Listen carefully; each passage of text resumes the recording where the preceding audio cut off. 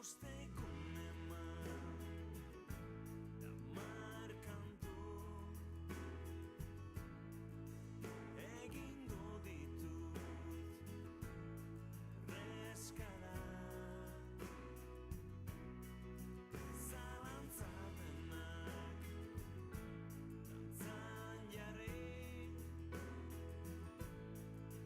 hiru bider lau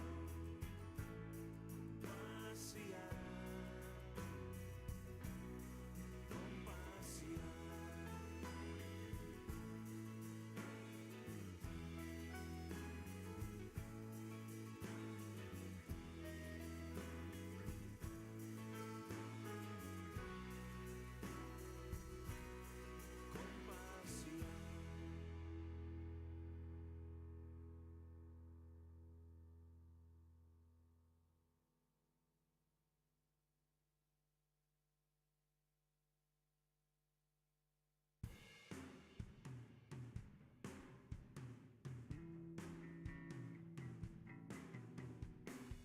zurekin dantzatu nahi nuke izki moldatzen banaiz ere zurekin dantzatu nahi nuke zure oinak ezin bestela zapaltzeko beldurrik gabe zurekin dantzatu nahi nuke ezagutzen ez garen arren plazer handia litzateke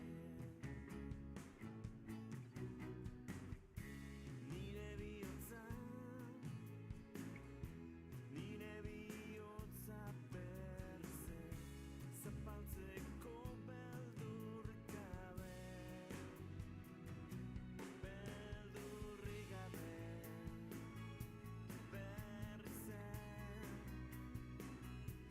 beldurrik gabe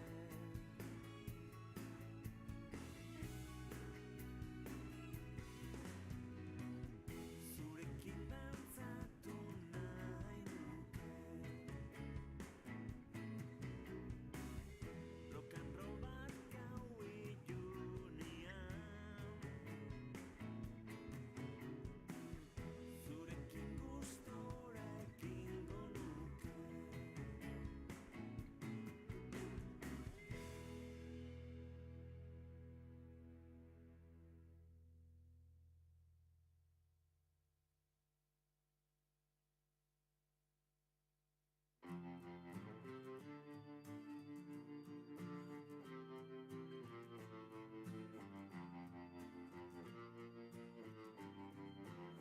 plastikozko loreak zuhaitzaren oinean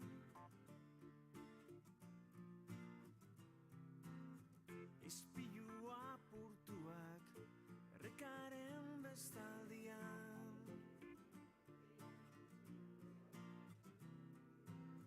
gure bihotzak ituek atxeden hartzen zuten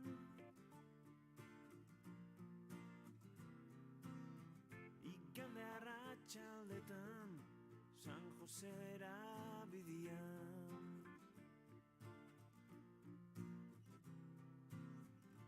San Josera bidian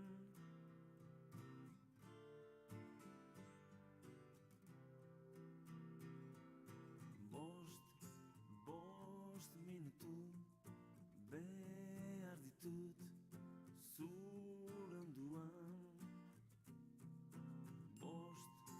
bost minutu argi izpi bat zure onduan ni neu zen izen ikasi nahi dut zure begitan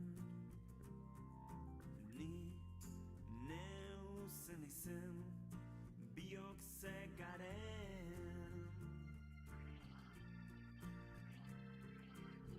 plastikozko loreak zuaitzaren oinean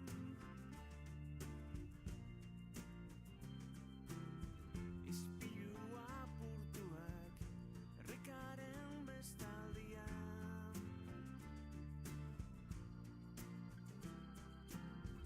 ezinaren ezkilak gertu entzuten dira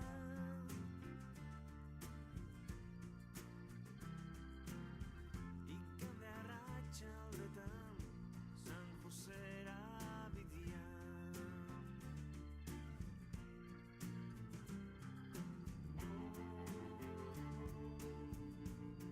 No woman no cry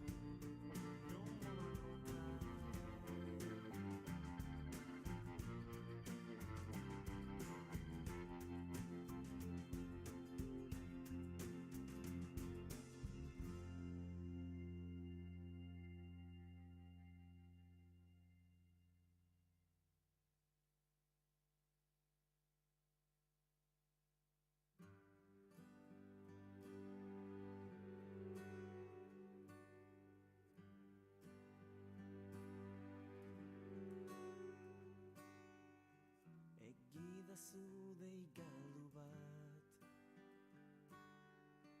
bihotzaren bestaldetik zoratu zaizkit orduak joan zinen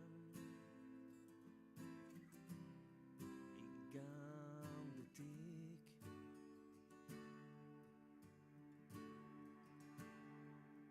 ekarri da zuharri bat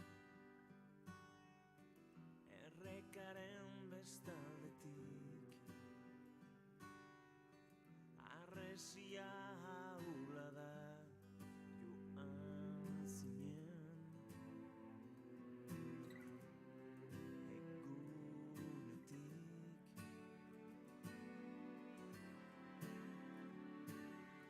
ez dut ito nahi ez dut ito nahi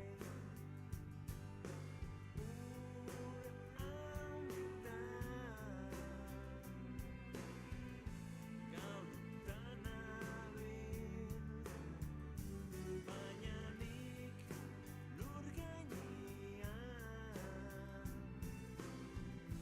bizi nahi dut nik ernio zabaleko lizar bakar zuaitzaren gerizpean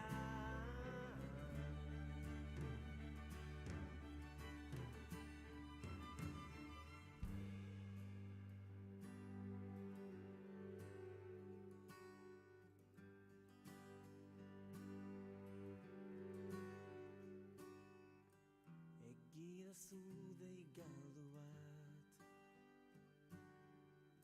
bihotzaren bestaldetik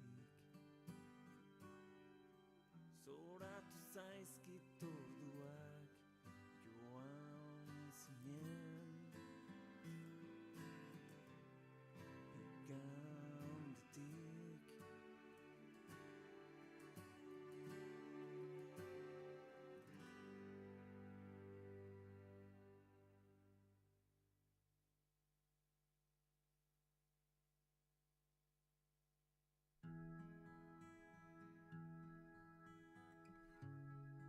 ez nau inork espero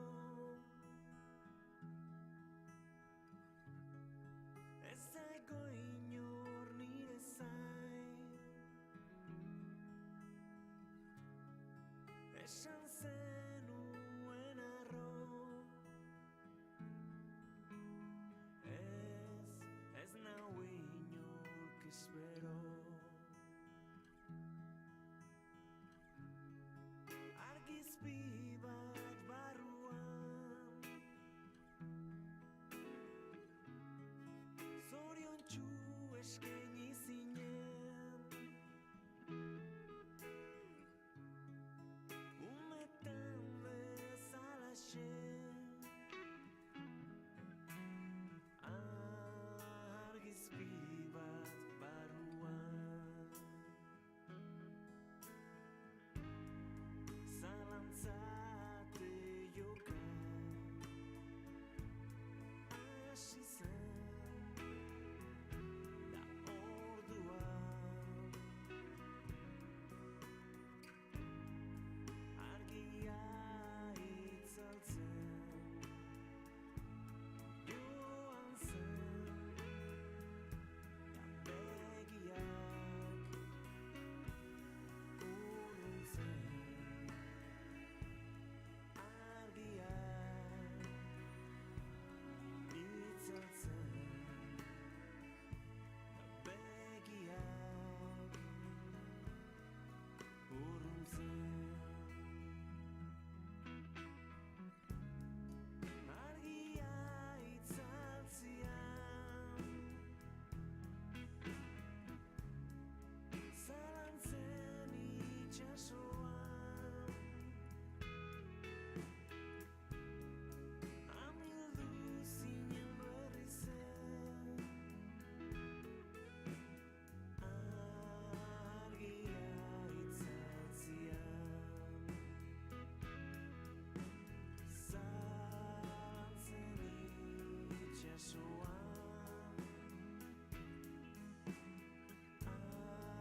argia itzaltzian.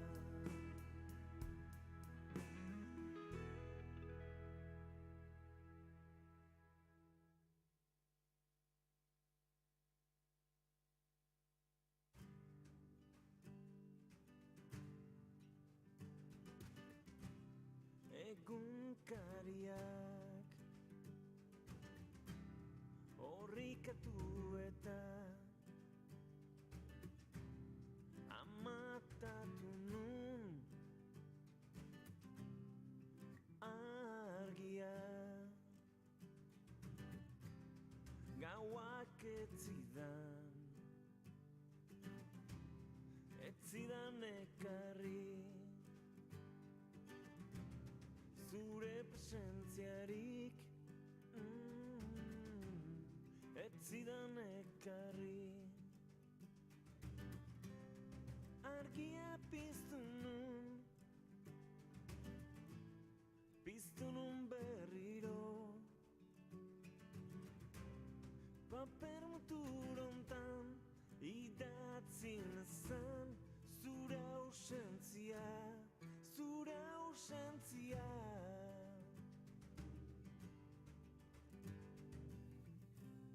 Gauak etzidan ekarri, zure presentziarik etzidan ekarri. Dargia piztu nun berriro, paper muturontan idatzi nezan zure ausentzia, zure ausentzia. Idatzi nezan paper muturontan idatzi nezan zure ausentzia, zure ausentzia.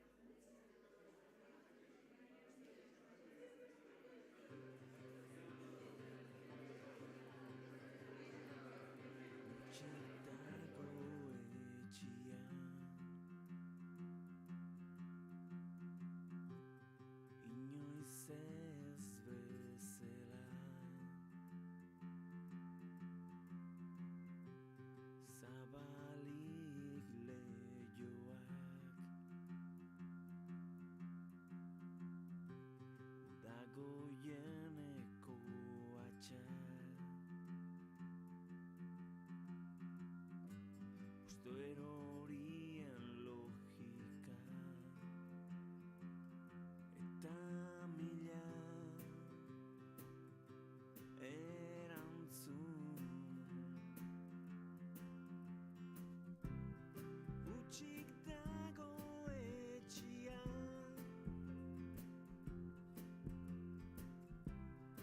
inoiz ez bezala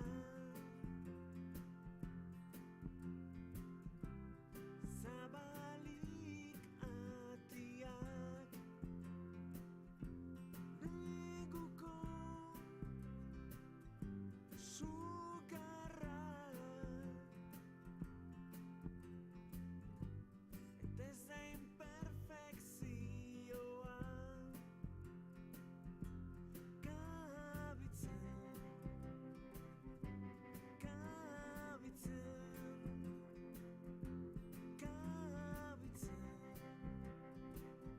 ez da kabitzen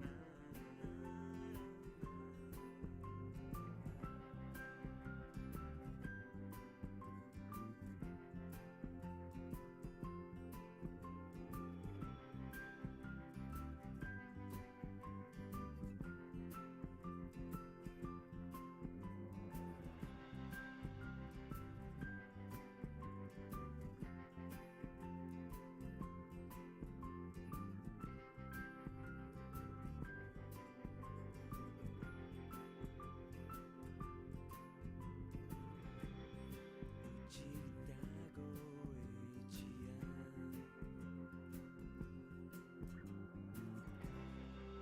inoiz ez bezala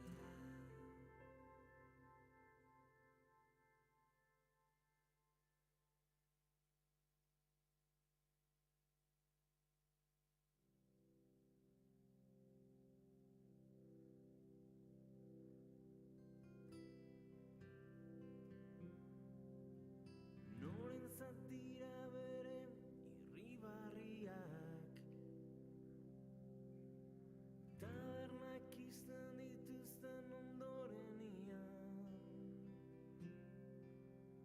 maider izena duela esango nuke bere lagunak ez ditut ezagutzen nor ferekatzen du nork bere gerria maite minduen ezkaratze ilunetan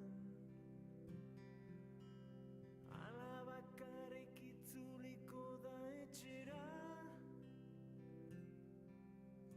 bihotz bakartien klubeko haute da galderak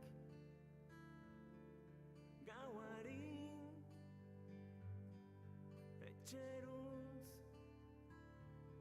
orditurik galderak gauari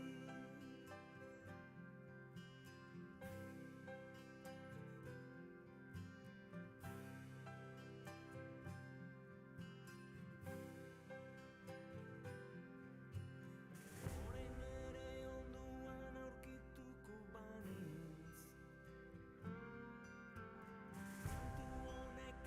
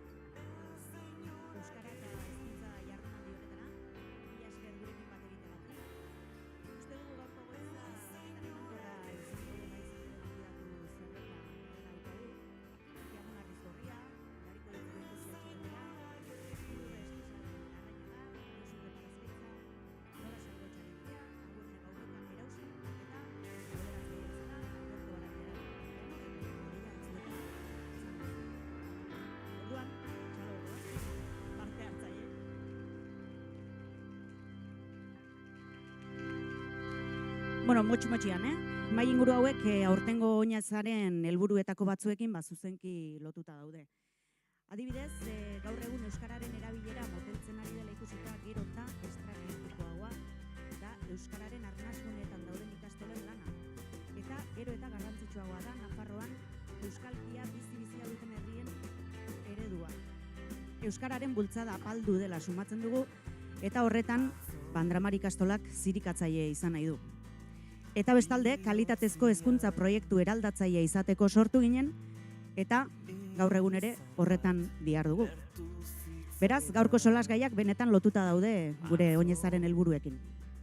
Antolaketari dagokionez, goiza 2 zatitan banatuko dugu, eta orain hasita 11 arte euskararen arnasgunen erronkak izango ditugu izpide, 11etan atxeden txiki bat egingo dugu, eta kafetxo bat jarriko diguten ostalaritzako kidek.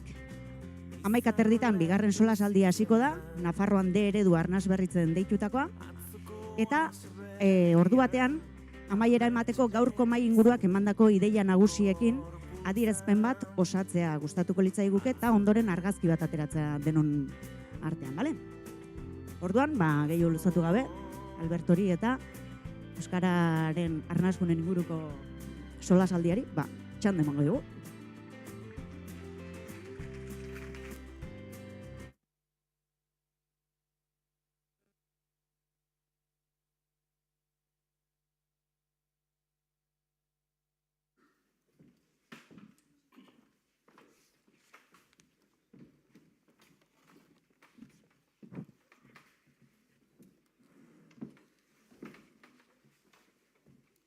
Ondo entzuten da?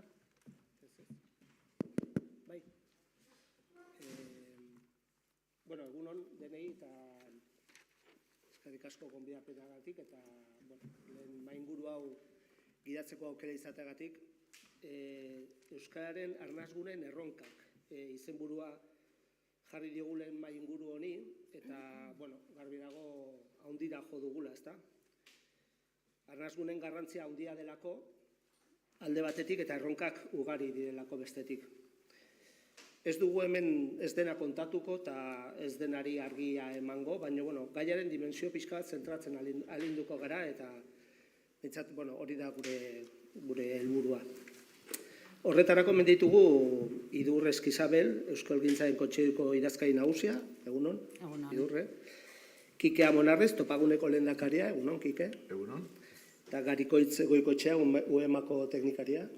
Egunon, Garikoitz. Ustut Irurek badutela ezagutza eta dauden tokian egonda mezuak garbi eta behintzat ezagutzen dute gaia.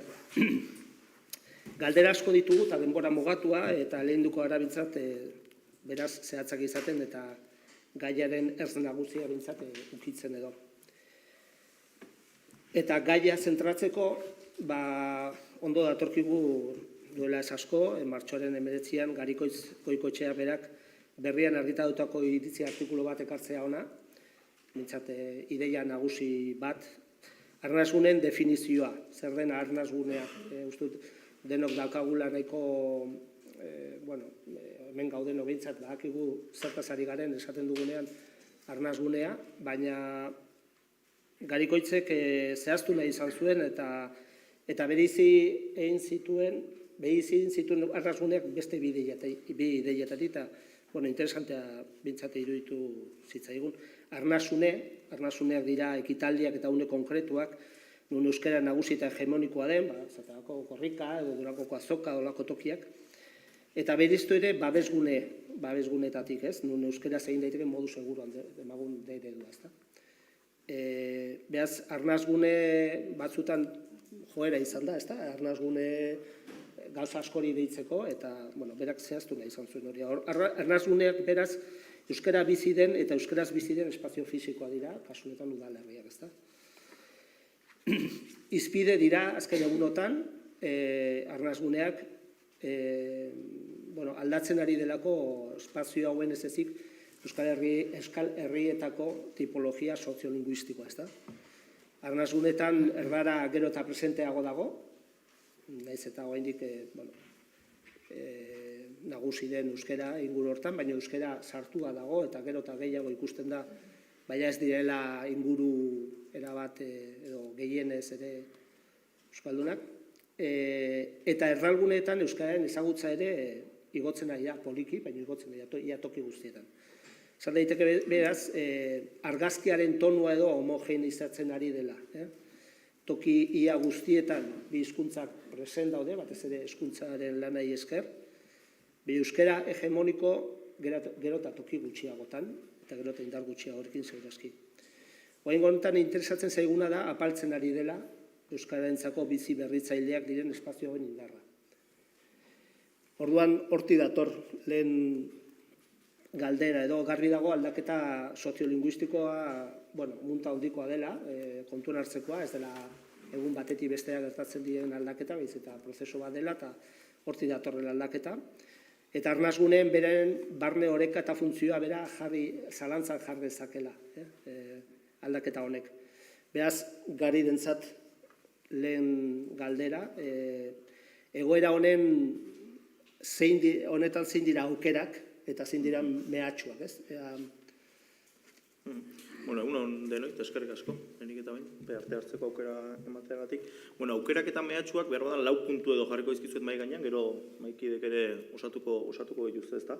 Aukeren artean uste dut, gaur hemen foro bat ere badaukagunez, uste dut lehenbiziko aukera eta nabarmendu beharrekoa dela, arnasgunen gainean, arnasgunen inguruan, gero eta interesa handiagoa dagoela, eta uste dut arnasgunen gaia problematizatu ere egin dela. Orain dela 20 urte, salbuespena zen apenas arnasgunei buruz hitz egitea, arnasgunen bilakaera, arnasgunen gaineko kezkarik apenas zegoen euskalgintzan, da uste dut lortu duela euskalgintzaren barruan gai nagusietako bat izate, bada, nolabait problematizatu da arnasgunen bilakaera hau, problematizatu da ikusi dugulako, naiz eta indarra handia izan, bilakaera negatiboa daramatela arnasgune gehienek, eta uste dut hori badela, ez da, hasieratik nabarmendu beharreko lehenengo puntuetako bat.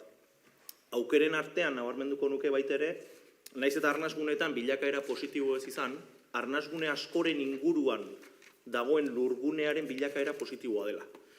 Adibidez, nabarmenduko nituzke eskualde buruak. Gipuzkoa eta Bizkaia esate baterako oso eskualdeka antolatutako herrialdeak dira, eta eskualde buruak askotan arnasgune ez dira, baina arnasgunek inguruan dauzkaten eskualde buru horiek, 3. gune soziolinguistikoan egongo lirateken herri horiek, ez dakit hemen gertu aipatzeagatik Tolosa izan daiteke adibide bat, Tolosa inguruko arnasguneetan euskararen gainbehera nabarmena da, ezagutzan atzerakada handia gertatzen ari dira, erabilenan ere bai, baina eskualde buruan bertan bestelakoa da tendentzia. Hoien egoera hobetzen ari da pixkanaka, eta uste dut horrek arnasguneek behar duten babes horri begira indarra handia daukala. Eskualde buruen garrantzi hori kontutan izan da, arnasgunetako bizilagun askok bizimoduaren zati handi bat ez dutela bizi diren udalerrian egiten, baizik eta inguruko herri handiagoetan egiten dutela. Lana, aisialdia, erosketak eta bar. Beraz uste dut hori ere aukera aldetik garrantzitsua dela. Hirugarrenik aukeretan aipatuko nuke lege babesaren aldetik pauso batzuk ematen ari garela, bereziki Euskal Autonomia Erkidegoan. Hor, 2016an udal legea onartu zen, 2019an udal legea garatzeko dekretua, eta hor ja, arnasguneak ja legearen parte dira, arnasgune kontzeptua legean txertatua dago, eta aipatzen ditu babes mekanismo batzuk martxan jarri behar direnak. Oraingoz, Nafarroara iritsi ez direnak lege aldetik, baina bide bat bai urratu da. Esate baterako, momentu honetan Autonomia Erkidegoan hirigintza plan bat egin behar baldin badu udal batek, industrigune bat eraiki behar baldin bada, turismoa sustatzeko plan bat egin behar baldin bada, momentu honetan udal hori behartua dago, horrek hizkuntzan ze eragin izango duen aztertzera. Bai? Nafarroan ingurumenarekin egiten den bezala, zuk proiektu bat egin behar baldin baduzu hirigintzarekin lotua edo eragin bat izan dezakena, ingurumenean izango duen eragina aztertu behar da, kasu batzuetan generoan izango duen eragina ere aztertu behar da, Autonomia Erkidegoan hizkuntza aldetik eragin bat ere aztertu behar da. Ikusi delako horrek berak arnasgunetan eragina handia izan duela. Beraz hor, bide bat urratu da. Eta azkenik eta uste dut garrantzitsuena hori dela, naiz eta gainberan egon, euskera sendoen dagoen eremuak horiek dira. Herritar gehienak euskaldunak dira, herritar gehienek lehen hizkuntza dute euskera, herritar gehienak errazago moldatzen dira euskaraz erderaz baino, eta eguneroko hizkuntza, herritar gehienen eguneroko hizkuntza, oraindik ere, arnasgunetan, euskera da. Beraz horrek uste dut aukera bat eta oinarri oso sendo bat jartzen duela eremu horiek bizi beharritzari begira, bai. mehatxuetan edo arrisku puntuetan zein aipatu daitezke eta aurrekoekin baduten nola baiteko kontrapuntu bat, ezta? Lehenik eta bain uste dut, hizkuntzatik harago dagoen faktore importante bati erreparatu behar diogula, eta horietakoa da demografia. Bai? Demografia ez da gure aldekoa, arnaskunetan ere ez. Bai? Jaiotza kopurua bera doa, eta horrek arnasgune askotan, esan nahi du, zerbitzuak mantentzeko arazo handiak izango ditugula. Gaur egun arnasgune askotan dagoen kezka larrietakoa da, hemendik 10 urtera, udalerrietan, ze zerbitzu publiko mantenduko diren, herrietako eskolak irikita mantenduko ditugun, aurre eskolak irikitzeko aukerarik izango den, eta nolabait zahartze prozesu hori azeleratu egingo ote den. Gaur egun, uste dut, kezka hori nahiko mahai gainean dagoela, eta bereziki Nafarroako arnasgune askotan, herri txikiak dira asko, zahartze prozesu nahiko azeleratua daramatenak, eta uste dut hor badaukagula erronka oso importante bat demografiaren ikuspegitik. Aurrekoarekin lotuta badago beste mehatxu nahiko handi bat mahai gainean, eta da herri bizitzaren ahultzea. Bai? Gaur egun arnasgune askotako kaleetako bizimodua asko aldatu da. Bai? Arnasgune horietako asko bihurtzen ari dira lotarako herri. Bai? Nik bizimodurik apenas ez dut arnasgunean egiten, arnasgunean bizilegun batek, baizik eta egiten dut, lana daukadan herrian, edo bizi nintzen herrian, kuadrilla daukadan herrian, nahiz eta arnasgune horretan erroldatuan hauen, eta bertan lo egiten duen. Herri bizitzan nabari da aldaketa hori, bai? Kalean, parkean, herriko elkartean, jende gutxiago dabilela, eta horrek berak, hizkuntzaren erabileraren aldetik uste dut eragin handia daukala. Hirugarrenik, eta ere demografiarekin lotua dago, biztanle mugimenduak. Eta biztanle mugimenduak aipatzen ditudanean, enaizari bakarrik imigrazioari buruz edo jatorri atzerritarreko herritarren imigrazioari buruz, baizik eta batetik barne migrazioari buruz, eta hori Nafarroan, orantxe ueman ari gara datu horiek aztertzen, ikusi dugu Iruña herritik joera importante bat egon dela azkeneko 20 urteetan arnasgunetara bizitzera joateko, bereziki Baztan bidasoa eskualdeko arnasgunetara, eta horrek hizkuntzaren aldetik badauka inpaktu bat. Eta aldi berean emigrazioaz ere hitz egin beharko genuke, bai? Gaur egun arnasgunetan bizi diren gazteek ze lan aukera dauzkaten inguru horietan, Nafarroaren kasuan esate baterako zenbat behartzen diren Iruñera joatera, lan aukerak nun ari diren pilatzen, eta horrek noski ze eragin daukan hizkuntzaren aldetik, herri hoien bizitasunari dagokionez, herri hoien etorkizunari dagokionez, bai? Ikusten baldin baduzue, mehatxuak nolabait ez ditu hainbeste hizkuntzaren beraren ikuspegitik begiratzen, baizik eta alde sozialetik uste dut gizartearen aldetik badauzkagula zerak, ezta? Eta hirugarren puntuan, aipatuko nuke, eta uste dut hau ere mahai gainean jarri behar dela, lasaikeria arrisku bat. Hori askotan gertatzen zaigu arnasgunetan, bai herritarrekin, bai udaletako arduradunekin, eta bai. Lasaikeria esan nahi dut, nolabait ikusten dugu euskararen egoera gainerako eremuetan okerragoa dela, eta beraz pentsatzen dugu guk ez daukagu arazorik. Iruñan okerrago daude, eta Tuteran okerrago daude. Beraz, euskarak hemen ez dauka arazorik lasai, hemen ondo goaz, bai? Gero errealitatea mahai gainean jartzen dugunean, behar bada batzuek begiak irikiko dituzte, ezta? Baina uste dut, begiak irikitzeko ariketa hori, arnasgune askotan oraindik falta zaigula, oso irudi arrosa daukagulako behar bada, ez? Oasiaren ideia hori badaukagulako, bai inguru erdaldunagoetatik arnasgunei begira, baina uste dut arnasgunen barruan ere badagoela irudi hori. Nolabait, hemen euskara sendo dago, hemen euskara salbatuta dago, eta gure erronkak beste leku batzuetan daude. Uste dut, irudi arroxo horri ere buelta bat eman behar diogula. Hoxe, lehenengo puntuak gola. Zondo esan ditu. Bai, ez, nik uste oso azterketa zuzen eta zehatza egin dula Garik. Nik zerbait gehitzearren eta hain justu nolabait esango nuke kezka demografikoari oso zuzen lotzen zaiola, baina ez bakarrik kezka demografikoari, nahiz eta hor txirik ordatzen den azkenean, ezta? Nik generoaren aldagaia jarriko nuke. Nafarroako ez dute hainbeste ezagutzen, eta zoritxarrez, Gipuzkoako ezagutzen duz, generoarekin zelanketa egin ez propio arnasgunetan, baina bai Gipuzkoako hainbat herri txikitan, ezta? Eta horietako asko arnasgune direnak, ezta? Eta ez da egin zoritxarrez oraindik hori hizkuntz hautuekin zuzenki lotuta, uste dut egin beharreko ariketa bat dela, hor bagabiltza, ez, beti teoriarekin eta hipotesiekin eta, baina uste dut behingo zeldu behar zaiola eta lurrera ekarri, ea hipotesiak zuzenak edo okerrak diren ikusteko. Baina Gipuzkoako herri txiki hoietan generoaren lanketa egiten ari direnek bai daukate diagnostikatuta joera bat. Eta da, euren etorkizuna herri hoietan mutil gazteek edo gaztetxoek ikusten dutela, baina neskek eta mutilez normatibuek ez dutela ikusten. Hau da, euren etorkizuna hortik kanpo ikusten dutela.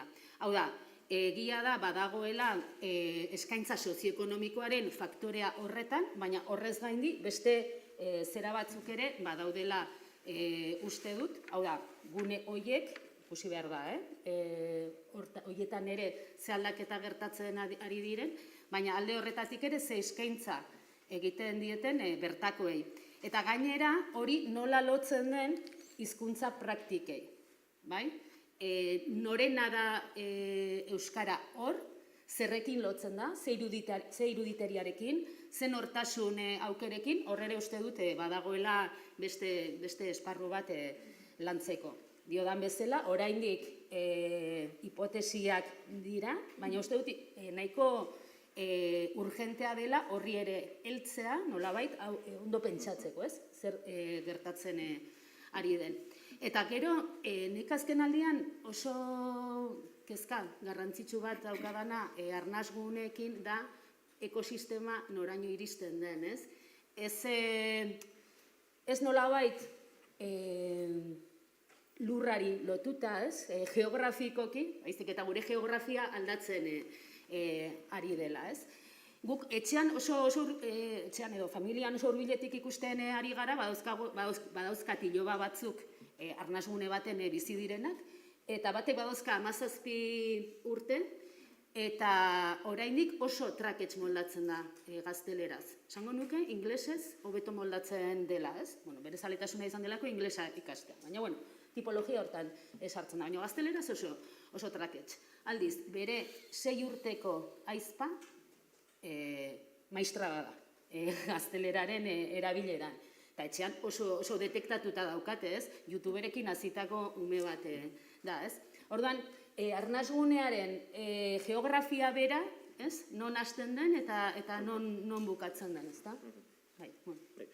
Generoaren osatzea aldera, justo orantxe aritu garelako azterketa hori egiten, egia da, arnasgunetan badaukagula genero desoreka ikaragarri bat. Hegoaldeko arnasguneak hartuko bagenitu, populazioaren 43% gizonak dira.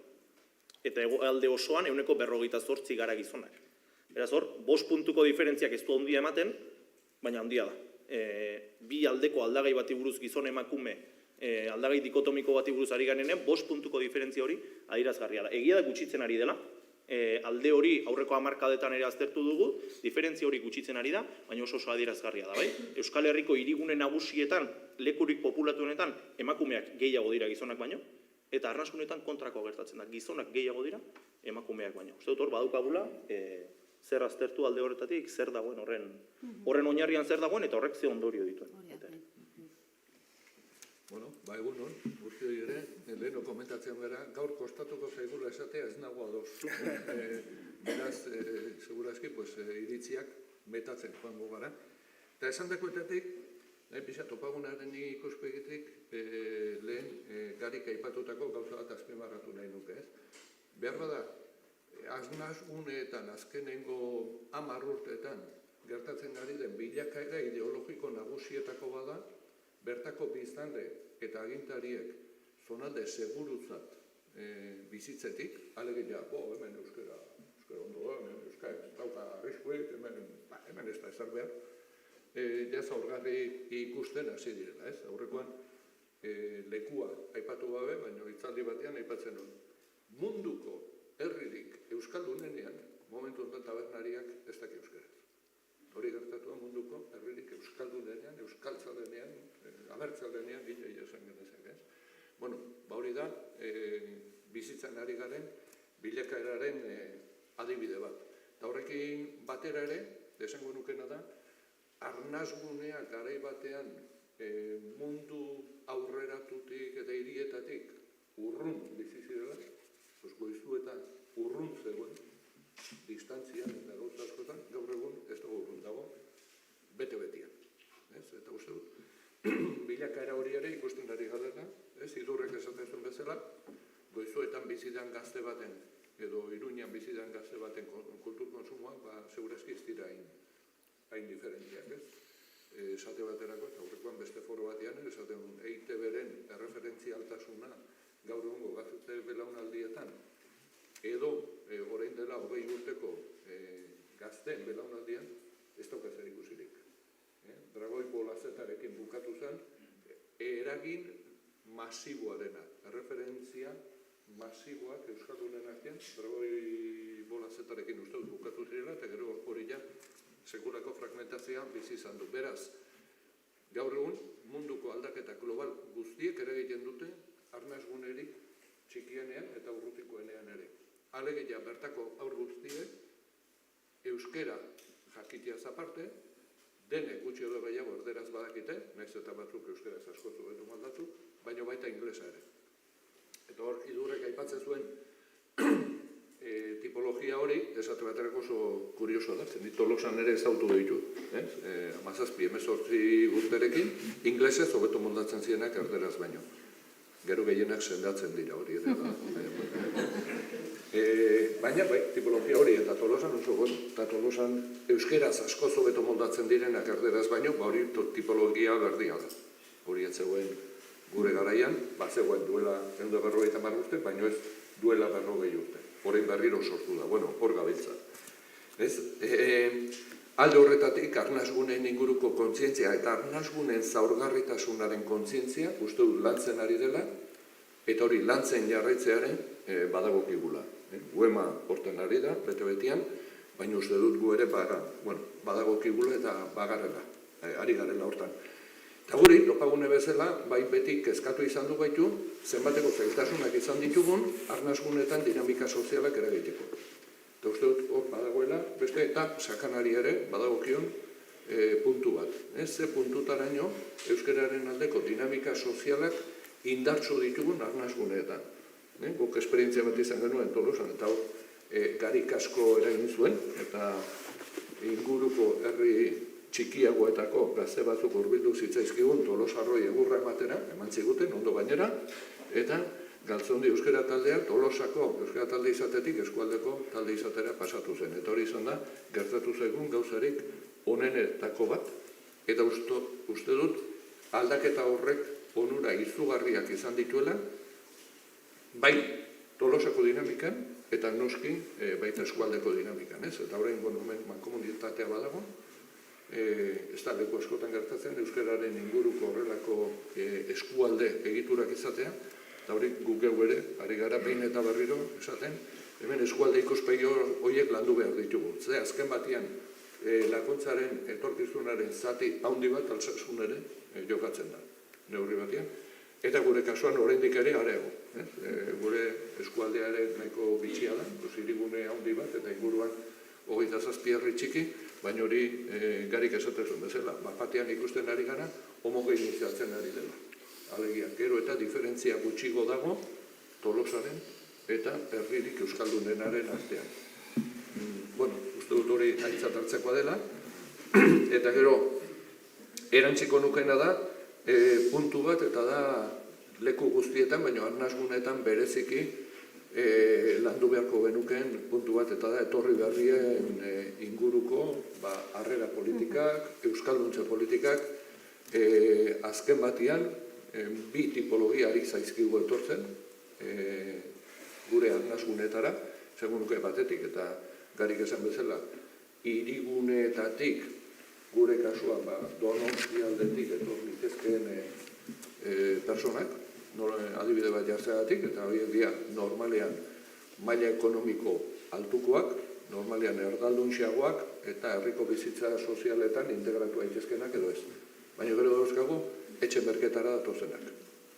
Eta horiek dira normalean etorri berriak, edo zaintza lanetara, edo ostalaritzara. Eta hor daukagu erronka sekulakoa. Uste dut, deno badakigu, tabernan daudenak erdalduna balin badia, zenbateko ere egina duen horrek. Orduan, badakigu gainera, jende mota hori, ekonomikoki, klase apalekoak dira, aukera hondirik ez ikasteko, Bueno, hor daukagu erronka sekulako bat, nola lortzen dugun, gutxienez, oinarrizko ulermenetara iristea, ze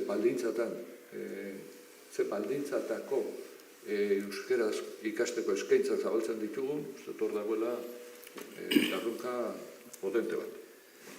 Bai, hain zuzen ere, uste dut, hortaz ari nintzen pentsatzen, zer esango digu gure arnasgunen indarrez eta munduko herri euskaldunen den herri hortako tabernaria euskalduntzen duten. Hemendik 10 urtera itzultzen bagea eta ikusten dugun ikasi dula, edo behartuta, edo dena lako.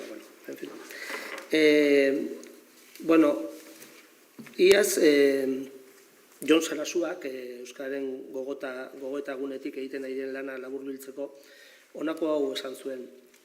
Euskarak minbizia du. Orain 60 urte minbiziaren kontrako botika esperimentala jarri genuen, munduko hainbat lekutarako inspiratzailea dena gainera, baina gorputz honek minbizia izaten jarraitzen du eta beste terapia bat behar du. Ez dugu diagnostikoan behar adostasuna. Behar dugu elkarrekin lan egiteko bizio batzuk adostea.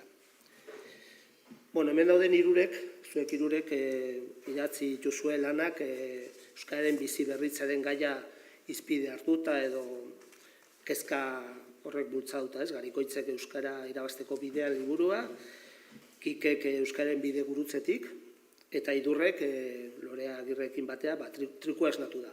Hiru ikuspegitik, baina hirurak kezka hemen gauden guztion daukagun kezka horrebeak pixka bultzatuta, ez da? Bueno, askotan aipatu da, eta ez da Kikeren uztakoa den, baina Kikeri zor diogu bide gurutzearen ideia edo, Euskara bizi berritzeko garaian, bide gurutze batean gara, eta horrek esan nahi du, erabakiak hartu behar direla, eta aldaketak egitekoak egin behar direla. Beraz, bakit esango jazuela aldaketak ezinbestekoa direla, baina zein aldaketa dira, horiek. Arnasgunek ze papera joka dezakete hor, Kike? Bueno, bai, behar badan, hor badago bilakaera bat, nik uste dut bide gurutzearen ideia horretatik, eta hor zeon bide gurutzea errotonda, bakalaldia, inpaz, eraskotara formulatu dugu, eta hori formulatu dugu, gaina ez horrela bururatu zaigulako, baina baizik eta bazirelako datu batzuek hori frogatzen zutenak, ez? Ni beti aipatzen dituen, 3 mailatako arrazoiak bide gurutzean geundela defendatzeko, ez? Bata zan, 2000 urtetik hona eta batez ere azkenengo hamarkadan izan dela mundu osoko hizkuntzen arteko harremanetan eta hizkuntzen funtzionamenduan aldaketak eta badiela faktore batzuk munduko hizkuntza guztietan eragina dutenak momentu honetan, ez? Eta globalizazioa da bat, orokorrean aipatuko nezakena, baina inglesa gure etxe guztietako hizkuntza ere bada.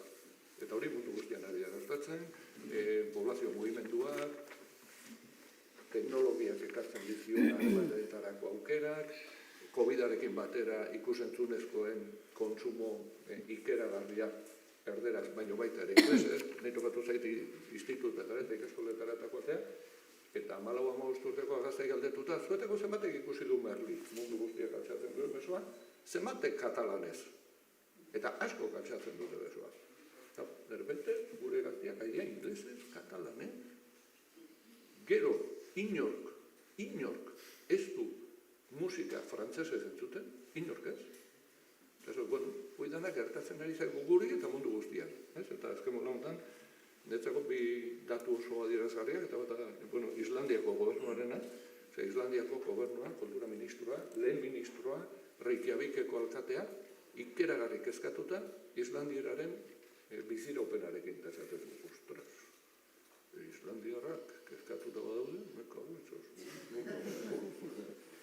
Bueno, apixat hori nazioarte mailan hori ari da gertatzen, hemen mundu osoko hizkuntzak kezkatzen hasita gaude.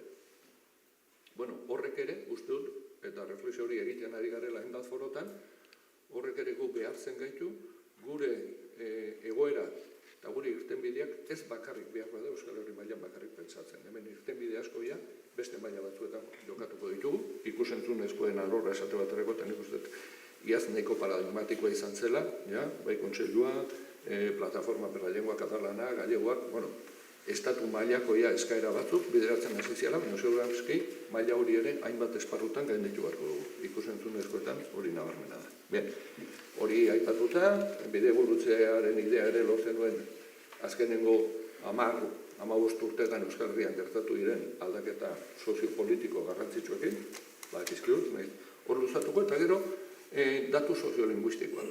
Eta egia da, azkenengo bola honetan, datu soziolinguistikoak ikusi dugula, ez gore ez bera, hor gabiltzala. Kaleko erabileraren neurketa hartzen duzu, eta 30 urteetan, 1,15 artean, hortxe gabiltza. Erabileraren inguruan beste esparru batzuetan ere, hortxe gabiltza.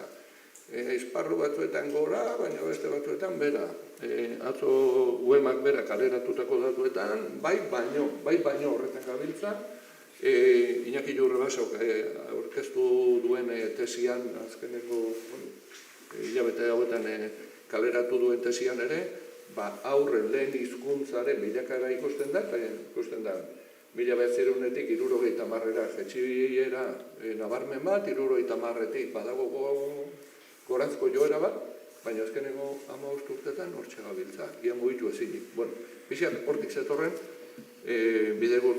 bidegurutzearen ideia, guk geu topalabe taldean, topagunean inguruan daukagun hausnarketa taldean, duela 10 bat urte, atere genuen txosten bat berrikasi eta berrikusi izena zuena, eta hortik zoru komunaren idea batez ere landu genuen, baina orain dela 4 urte landu genuen bezala, eta zan berrindartu eta jauzi. Eta hor dut aldaketaren tamainarena esan dugu. Hemen aldaketara begira, etzaigu aski jada, botoi konkretu pare batean edo hirutan eragitea. Ez da hezkuntzan bakarrik eragitea, ez da administrazioan bakarrik eragitea, hemen ja ikuspegi sistemiko bat planteatu beharrean gaude. Ez hori da jauziaren idea. Hausnarketa horretan, eta berrindartu eta jauzi hausnarketa horretan, iristen ginen konklusio batera. Eta zen, orain arte, eta logikoa zen, hori ere, euskararen biziberritze prozesuan indar eta ahalegin gehienak hezkuntzan zentratu ditugu. Batez ere, haur eta gazteen hezkuntzan, baina baita helduen euskalduntzean ere. Aurri harri da, diru asko, jende asko, zuek zaretu horren testigu, esfortzu asko, eta horrek eman dituen ondorioak. Araba, Bizkaia, Gipuzkoa eta Nafarroako iparraldean, esan genezake, 25 urtetik beherakoen hilan ezagutzaren universalizazioa iritsi garela. Dauzkagun gabezia guztiekin, ezagutza mailako betu beharretan, baina hor bideo haundi bat egin da. Eta hortik planteatzen zen, eta espazio horietan, nondik egin behar dugu aurrera.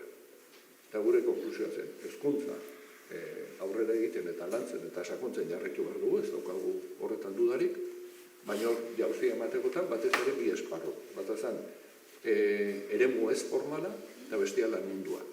Eremu ez formala, lehen esten genuen, neurri honetan eskolak bakarrik ezen du, askotan aipatu dugu, eta gainera posible zaigu, neurri handi batean, eremu ez formal hori de ereduko eremu bihurtzeak, hainbat esparrutan behitzat. Eta hori, arnazgunetan lortu liteke, kakotxartean, nahiko horrez, baldin eta mugimendu sozialetik, udaletatik eta eragile sozialetatik aurrera pauso sendoak ematen balin badia. Baina gaur egun posible da. Haur eta gazte illa guztiek ulertzen balin badute, ez dago eragozpenik, haiek zuzenduriko zerbitzuak eta ekintzak euskaraz izan daitezen. Nola baita esateko defektuz euskaraz beharko luketen. Ez daukagu monitore bat, baina da kasu konkretu bat bestela, euskaraz izan daitezke. Eta hori ikusten dugu, hor jauzi, baina oso garrantzitsu bat eman berko litzatekela, bai, arnazgunetan askotan meintzat hori ja nahiko lortuta dago, baina hoien babes gune ere bihurtu beharko genituzke, baita, kasu honetan, bai, Iruñerriko, edo Bilbo hondiko, bi eredu jartzegatik, edo bi adibide jartzegatik, eskaintza asko eta asko gehien zuenak ez balin badira. Eta bigarrena zen lan mundua. Eta hori da, arnazgunetatik has daiteken bigarren pauso bat. Zertarako ari dira gure aurrak eta gazteak euskaraz ikasten, gero ezingo balin badute, gutxienez euskaraz ere lan egin. Eta uste dut hor, Nafarroako kasuan ere, hori inundik hasiko bali bada, arnasgunetatik dela, eta geuk ere bat Tolosaldeko euskararen mailan askotan mai gainean esan dugu. Edo guk egiten dugu, edo hau Barakaldon festiabalekin hasiko. Osea, guk hasi beharra daukagu hori irradiatzen joateko. Ez? Eta hori uste dut dela, arnasguneok ere daukagun beste erantzukizun bat. Guk irradiatzen jarraitu behar dugu. Ez? Ze, aipatu diran, utsuneekin, uste dut, indargune batzuk ere baditugula, ez? Eta da, ezagutza gorakadoa. Hori, aurre eta gazten artean, ezagutza gorakadoa, beraz, hor baditugu elementuak, urrengo belaunaldiei begira ere euskararen erabilera segurtatzeko. Hizkuntza gutxituetan, eta askotan normala iruditzen zaigu, baina hori ere atera zaigu kale neurketetan eta ezagutzan, gu daukagu indargune bat sekulakoa eta da, euskara gehien dakitenak eta gehien erabiltzen dutenak aurrak eta gazteak dira. Hori ez da gertatzen, ez Galesen, ez Katalunian, ez Galizian, hori gure indargunea da. Eta hori da, lorpen sozial ikaragarria, uste dut, hori, eta hori, hezkuntzari esker lortu da batez ere. Beste leku batzuetan ez, uste horri indargune bat badukagula. Eta hor gainera kontuzio bile bat dugula, eske guaingo gazteak, hasten diren esaldian, nibete esateu kontuz, horiek zaharrek esandeko esaldian dira. Bai, hola, batzuetan, hala da, hitzaldietan eta hau anekdota bat, eta askotan kontatu dut, baina hitzaldietan batzutan, postitak banatzen ditut galderak aurretik jasotzeko, ze bestela galdera beti egiten dituzte berdinak, eta normalean gainean galdera berdinak. Bueno, eta galdera horietan beti azaltzen da, zer egin daiteke gazteak euskara gehiago egin dezaten, postit hori hartu, eta nahi badizua ez altxabezua, baina postita bidatzi duena 40 urte baino gehiago ditu. Ze galtzaudiko zuzendari zen, eta ni uste zu zinalan, Ainhoa Elolak gure urteko plangintza indar genuenean, horrelako postitak ez bali bada Euskal Herrian gauzak ez dute funtzionatzen. Postitak eta gometxak, goia da, festa. Orduan postitak banatu, eta ze lan arlo landu beharko genituzke datorren urtean, eta azaldu zen, nola lortu helduek euskara gehiago egitea, eta esan, ostras, aurrera goaz. Horrek esan edu, hau postit hau gazte batek edatzen. Bueno, hori badaukagu, eta orduan nire bukatzeko, honek gero jarraituko dugu, baina nun eragin. Aldaketa horiek batez ere nuntai, nik 6 lan ardatz agian lehen etxiko nituzke, bata da atxikimendu eta aktibazio soziala. Den aipatutako horrekin, uste dut hor, arnasgunetan ere hori lantzen jarraitu behar dugula. Adierazi behar digula jendeari, uste ja ohartu garela denak, hemen ezer ez dago seguru. Lortutako guztiek, edo gehienak arriskuan ere baditugu. Beraz, kontuz horrekin, ezagutzaren universalizazioa, eta hor saltzen da kasuntan arnasgunetan nola lortu arnasgunetara datozenek gutxienez ulermen maila bat lortzea ez behartzeko ingurukoak erderara, eta ez da erresa, eta hemen daukagu sekulako erronka, sekulakoa. Gero lege babesa, eta uste dut horre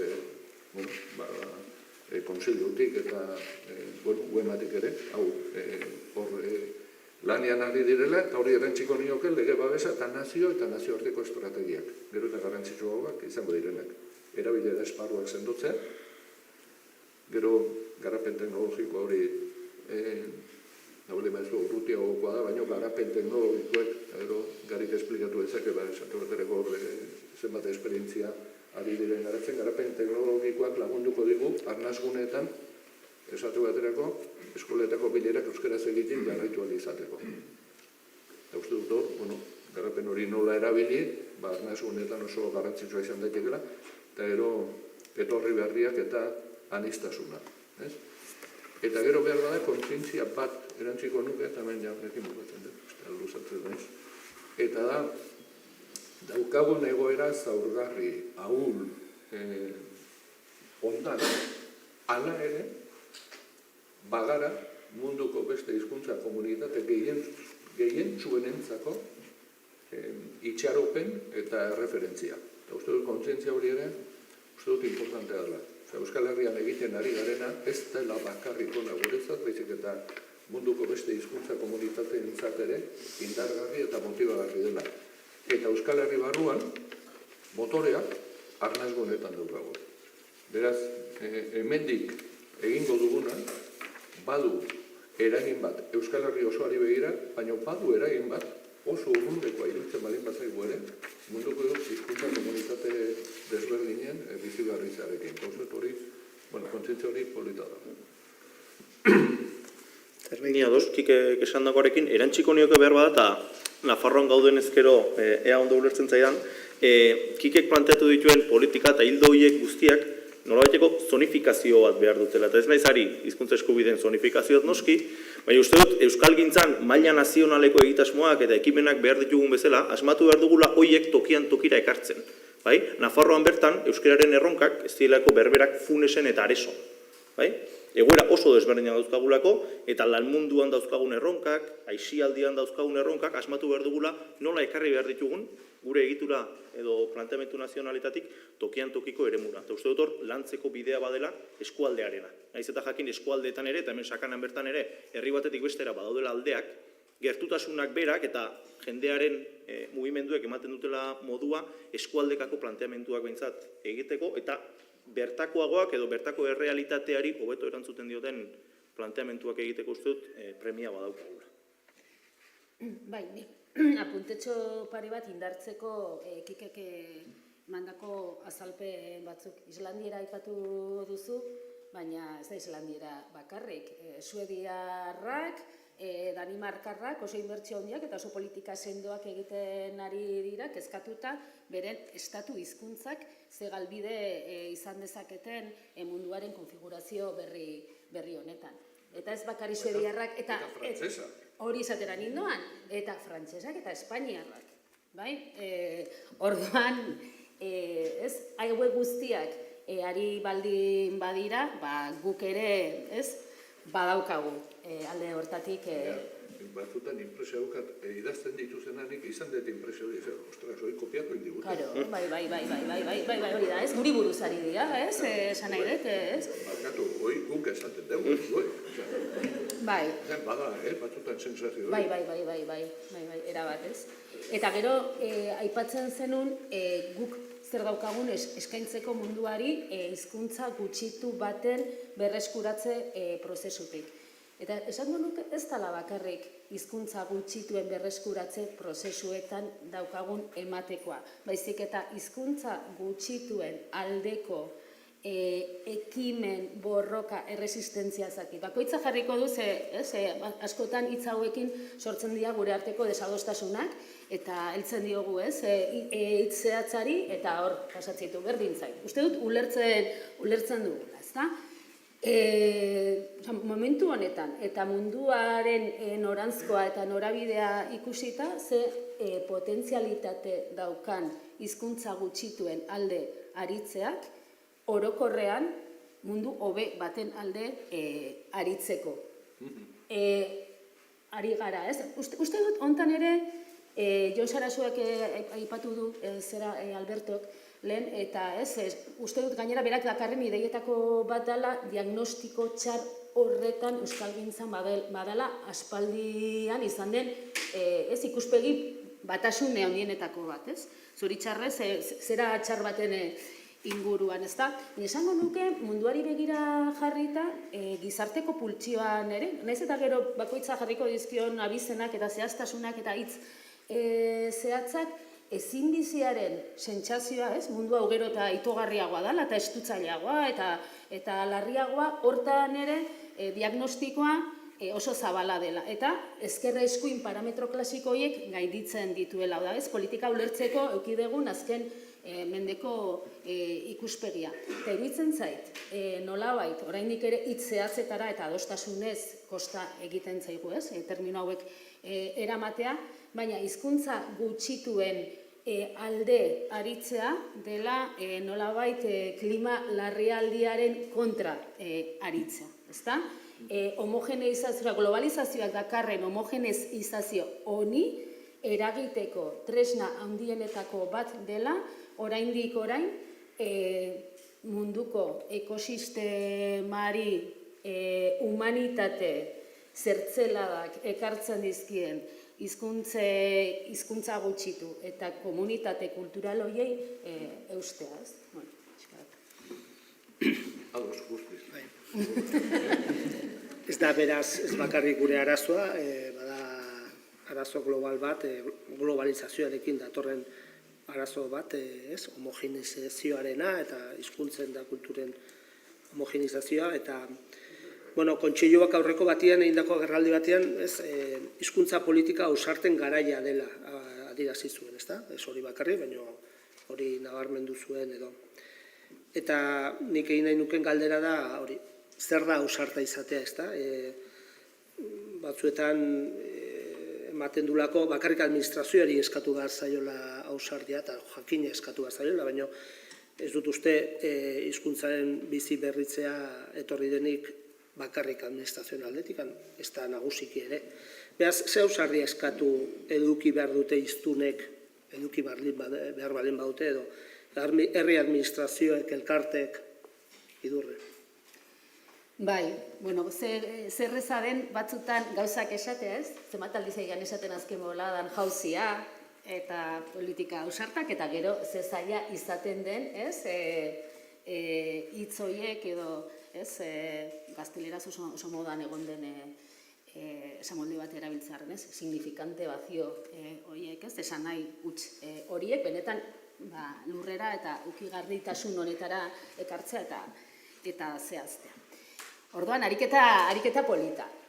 Nik esango nuke politika ausarten definizio honetan badagola uste dut, edo jarri beharko genukeela oinarrizko noranzko filosofiko bat, ez?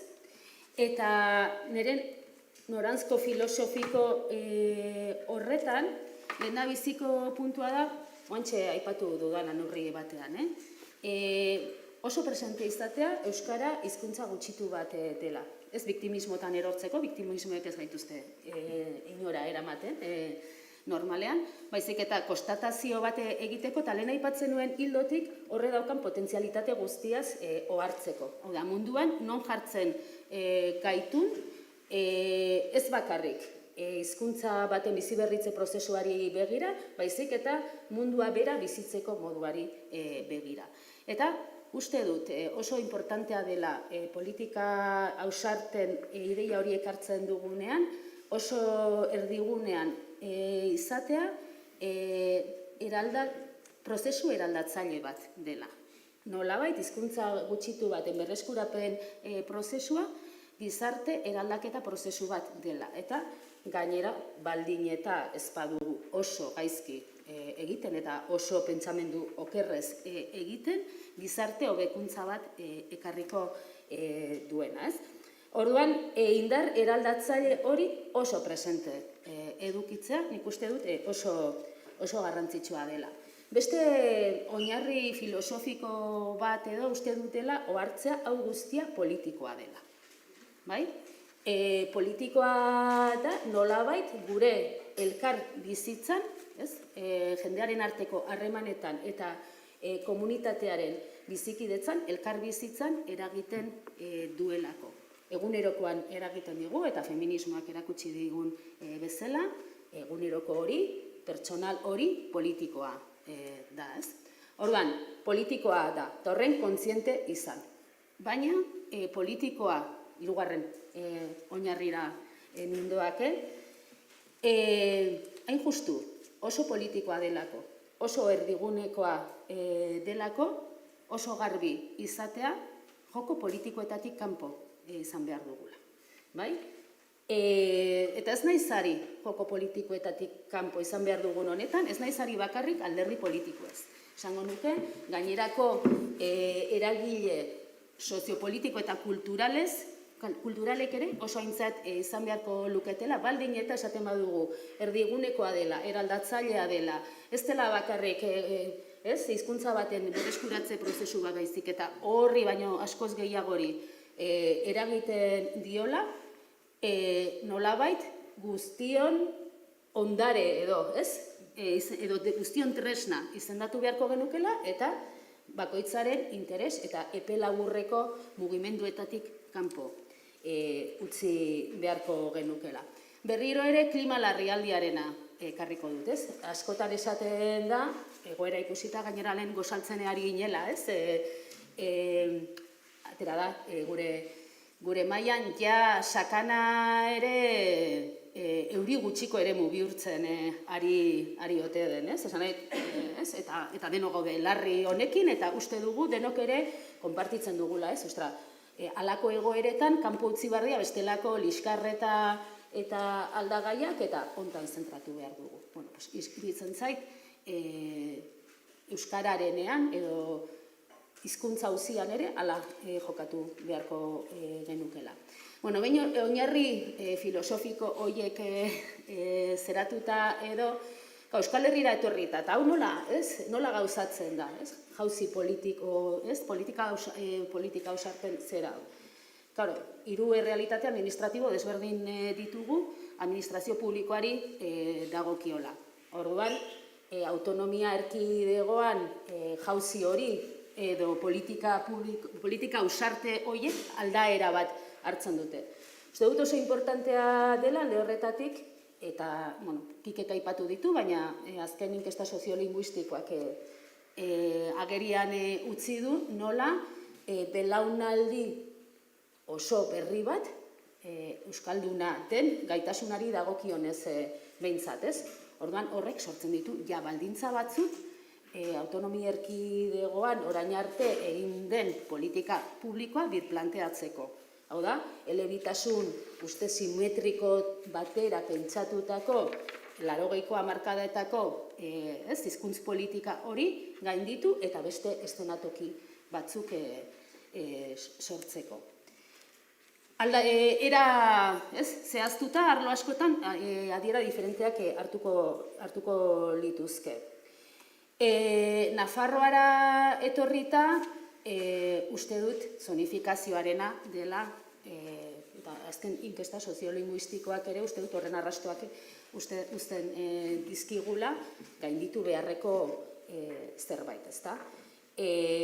Nafarroa bertako kohesio sozialera begira baita ere. Ez bakarrik, euskaldun, euskaltzaleen premien araberako, baizik eta nolabait Nafarroan herritartasuna edo herritartasunaren parte handi bat hor gauzatzen denez, eremu administratibo horrek hartzen dituen baldintzetan, kohesio sozialaren ikuspegitik ere hori dela lehentasunezko gauza bat. Eta Ipar Euskal Herrira jauzi eginda, beste egoera bat, eta hango gainera badago, momentu honetan miresmen puntu bat Ipar Euskal Herriarekiko ni sumatzen dut behintzat, ez? Eskean ari dira gauzak ondo egiten, eta aipatzen dizute etxe bizitzan, eta arlo sozialean, eta klimarekin, eta ingurumenean, eta egia da, elkargoak berak ere hartu ditula, hemengo ikuspegitik nolabait oso ausartak diren neurri politikoak arlo batzuta, baina hizkuntzarenean ez, euskararenean ez. Orduan, uste dut hor badagoela hor egin behar dela jauzia. Osa, nolabait, elkargoak berak ere ardezala benetan ardura hori edo oinarri filosofiko hauek ikus ditzala nolabait. Bueno, Alberto galdetzen zuen, karo, orain arte egin dut, ez? Albertok abiaburuan planteatzen zuena, ez? Bakarrik administrazioari eskatu behar diogu, eta gainera egia da euskalgintzak zerbait erakutsi badigu dela administrazio publikoaren zain egonda oso urrun gendekela gauden tokietatik, ezta? Orduan, erantzuna da, ez? Egin behar dugu denok, hala ere horre norbanakoekin oso kontuz ibiliko nintzateke. Egia da, gutako bakoitzaren ekimena oso garrantzitsua dela egoera batzuk aldatzeko, baina ez nuke begibistatik inoiz ere galduko, hau guztia kolektiboa dela, eta eraldaketa soziala dela. Eta eraldaketa sozialerako elkarrekin aritzea, egituratuta aritzea, eta ikuspegi politiko horrekin aritzea oso garrantzitsua dela. Naiz eta gero, bakoitzak koherenteki jokatuko badu, bere buruarekin zintzo izango bada, asumitu beharko dituen bere egunerokoan eta bere norbanakotasunean gauza batzuk ere.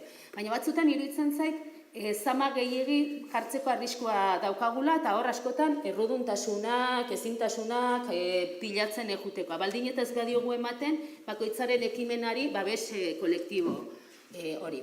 Eta gero, eragiletza sozialari dagokiola, abiaburuko printzipio filosofiko hietan edo aipatu dudana, ezta? Nolabait, jabetzea gure potentzialitateaz, zen ikustu dut batzutan, ez dugula geuk ere sinisten, zertan ari garen eta horrek duen garrantziaz, ohartzea politikoa dela, baina joko politikotik kanpo behar dugula, eta baita gure joko politiko txiki horietatik kanpo ere. Bueno, hauxe. Ni pixat ausardia eta, ausartak etorri zaiten ekantak. Biloi gainek era guztela, ausartak, pixkat eta, bueno, bada, eta etorri zait uste dut ekantak ondo adierazten duela, ausardia esaten dugunean, azkenean esaten dugu autoestima, esaten dugu ambizio bat, esaten dugu beldurra galdu, baina baita helburu lorgarriak garen, nik uste hor gabiltzala, pixka kontzeptu horien inguruan. Pixka idurrek aipatutakoak agian ere osatzeko, iruditzen zen maila diferentetan gertatu daitekela hori. Eta badau, klabe bat, euskalgintza orokorrean, eta hor eragile sozialak, administratiboak eta bat,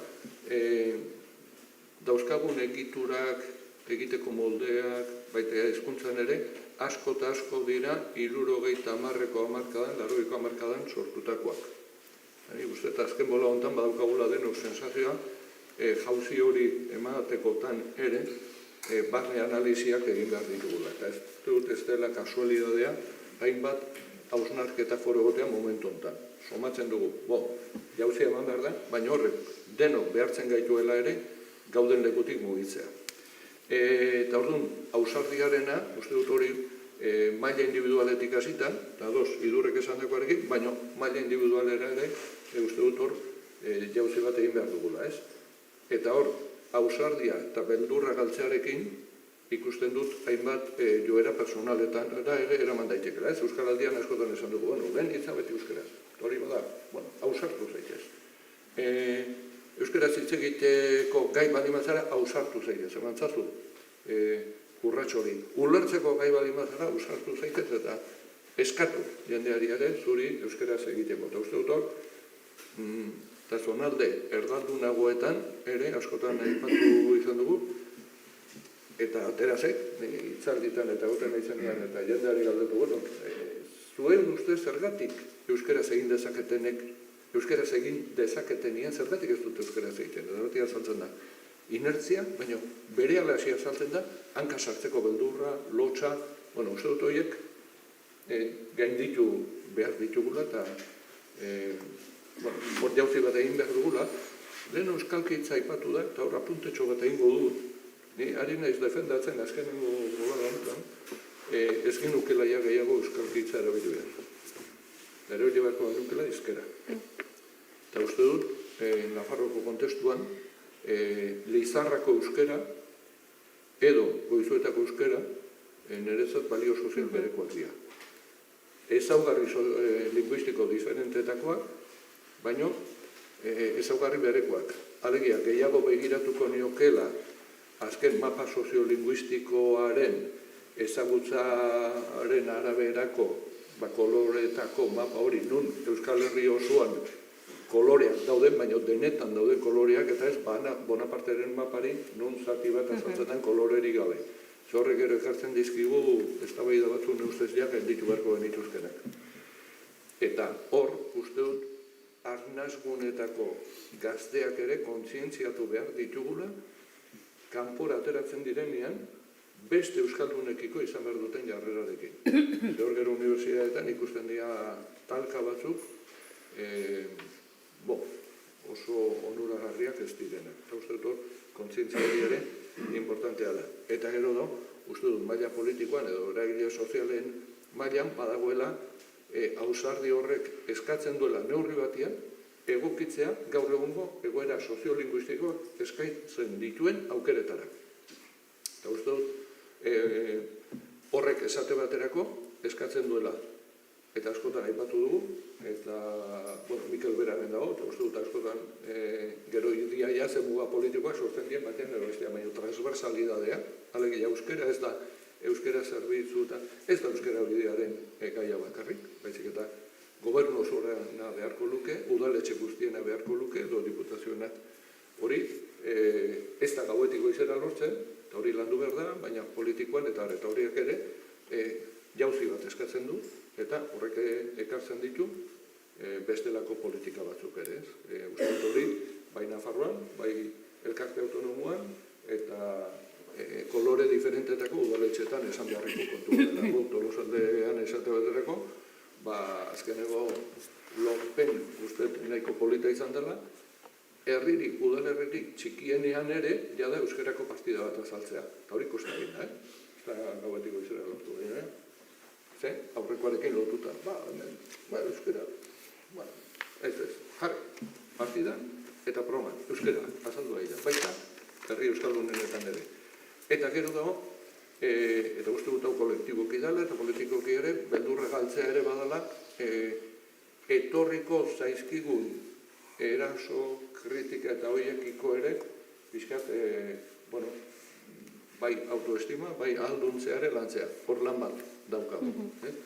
Etorri zait, kasu bat, ez da, jarraitu duzuen Ortebetresek egin du Virgen del Rociorekin, sketch bat eta montatu da bat, sekulakua, eta, horre onda, mundu guztiak egin du, eta programakok egin zuten, histori guztia gertatuan nien, agerraldi bat. Ez egit ikusi duzuen, eta hori katalanez ez eto, benuzeki, y ahora es la hora de demanar disculpas.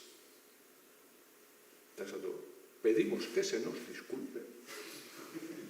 Algunas dira, Andaluziako presidenteak zeltau esan du, baina guri barkamena eskatu erdigu, honeatik eta honeatik. Eta guri barkamena eskatu du, haze eskitxa.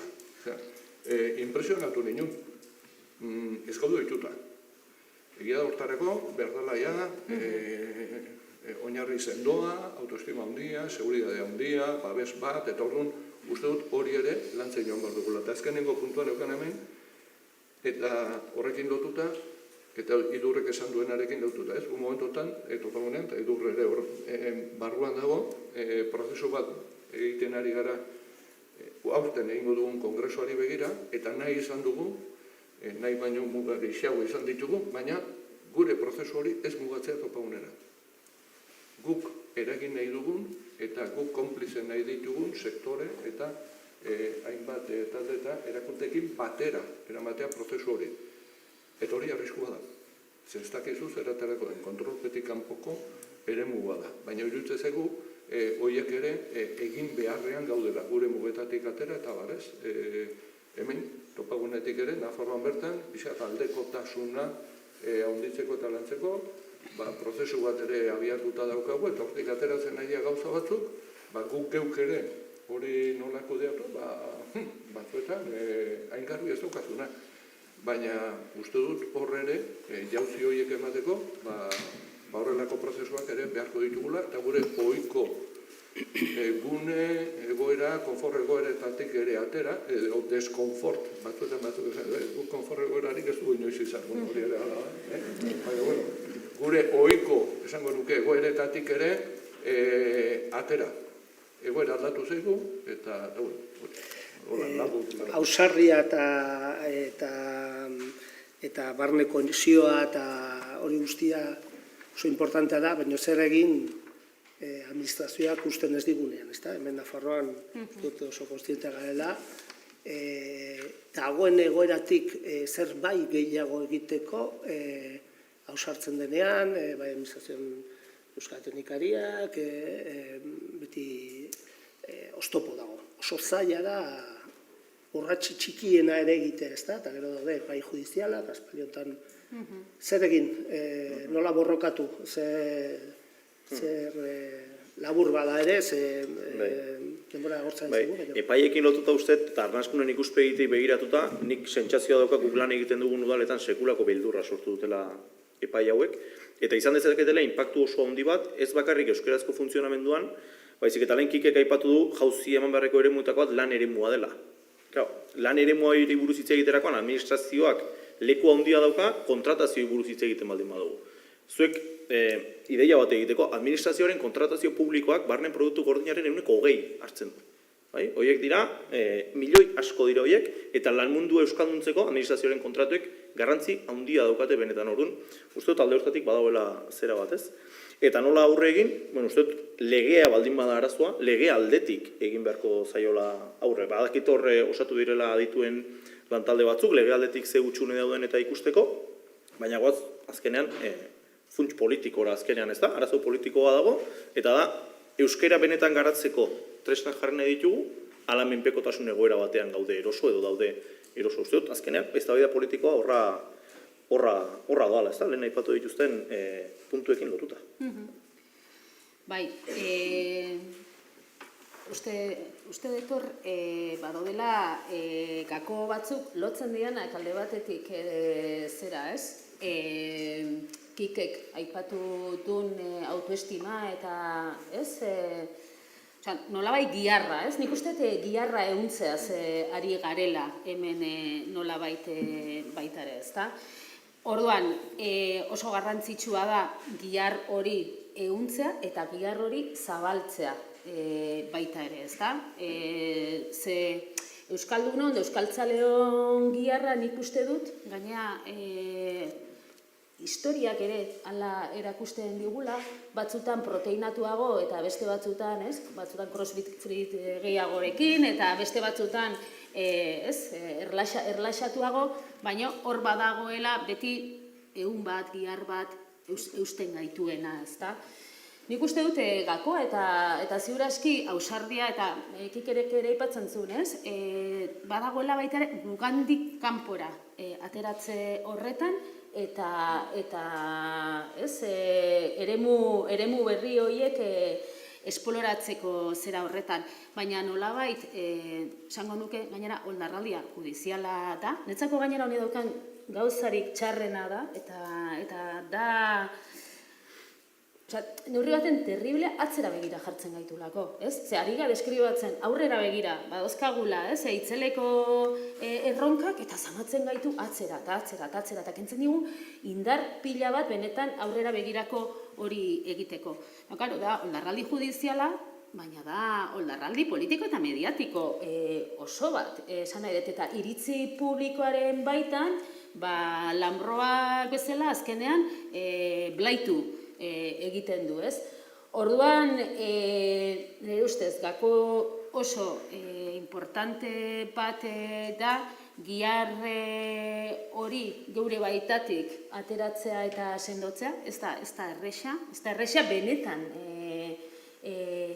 iristea, baina egin beharreko ariketa eta saiatu beharreko ariketa. Eta berriro ere pentsatzea termino politikoak direla hauek guztiak, ze batzutan kezka ematen digu nik uste dut, ez? Hori dela gure ezintasunetako bat baita ere, eta inkluso identifikatzea eta izendatzea gertakari hauen guztien azpian zer dauden, eta ulertzea badagola askotan jarrera politiko aktibo bat hizkuntza auzian, ez? Batzutan gure gutxituen arazoetako bat hori izaten da, ez?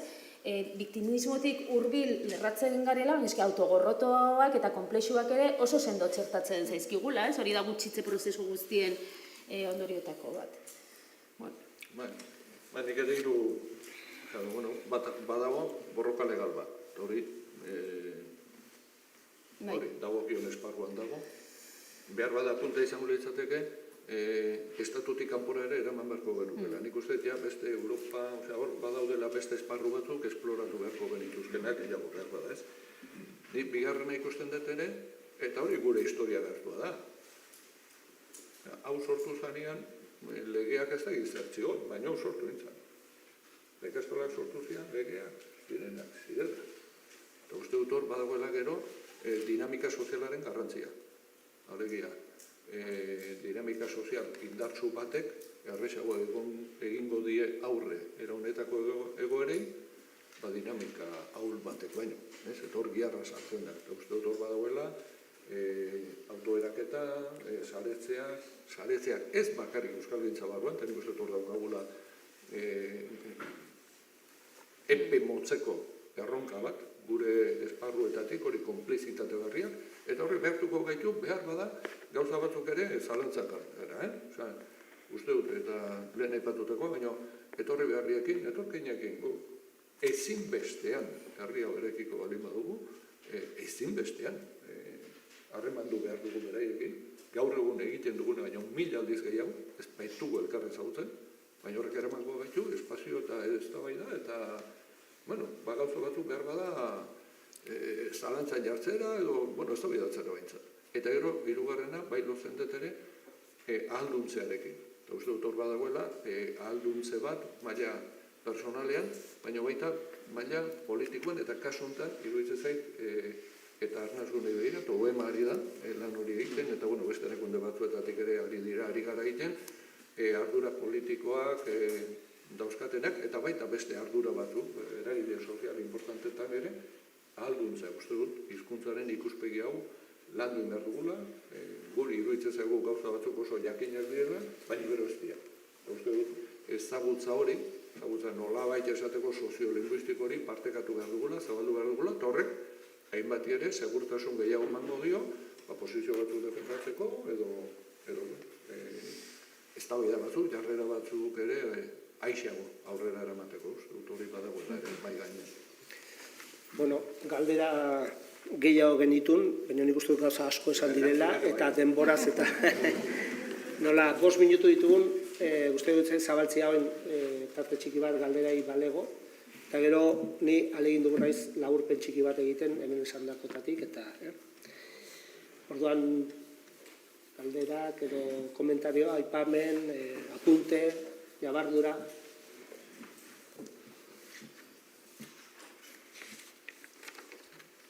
Bestela bukaeran ere imaginatzen dute ongo dela aukera. Zerborrak dian larun malo izan. Bestela, laburpen txiki bat,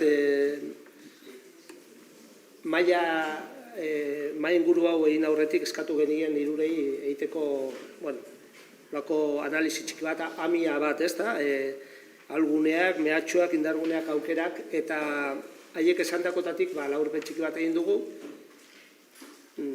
gaur esan diren gauzekin bat datorrena, barne aholguneak, aipatzen dute eta aipatu da, gaztentzako zailtasunak, arnasgunetan, egungo bizimodu digital, globalizatu eta gero eta urbanoago, bizimodu horri erantzuteko lanak, badituztela arnasgunek, genero kontuak ere bai, ematen du neskek eta mutilos normatibo eta gehiago alde egiten dutela edo ez dela arnasguneak ez direla hain erakargarria berentzat. Oinarrizko zerbitzuen gabezia, aipatu da, eta baita bizi berritzeko arazoak ere, herri txikia dira gehienak eta inguruarekiko menpekotasun handikoa. Barne indargunei dagokionez, komunitate trinkoa dela, euskaren egoera ona eta transmisio indartsua dela, eta euskaren aldeko jarrera, identitate sendoa eta udalen jarrera proaktiboa. Baita ere, erreferente bat bagarela munduan nonbait, eta hori izan daitekela ere bai ez, barne indargune bat. Kanpo mehatxuei dagokionez, aldaketa demografikoak, erdaldunen etorrera, eta hirien presioa, gero eta espazioak ez dira itxiak noski, eta gero eta irekiagoa dira, eta gero eta mugimendu handiagoa dago, eta zaila da, kohesio, euskerak beharko luken edo deno, nahiko genuke kohesio hori mantentzea.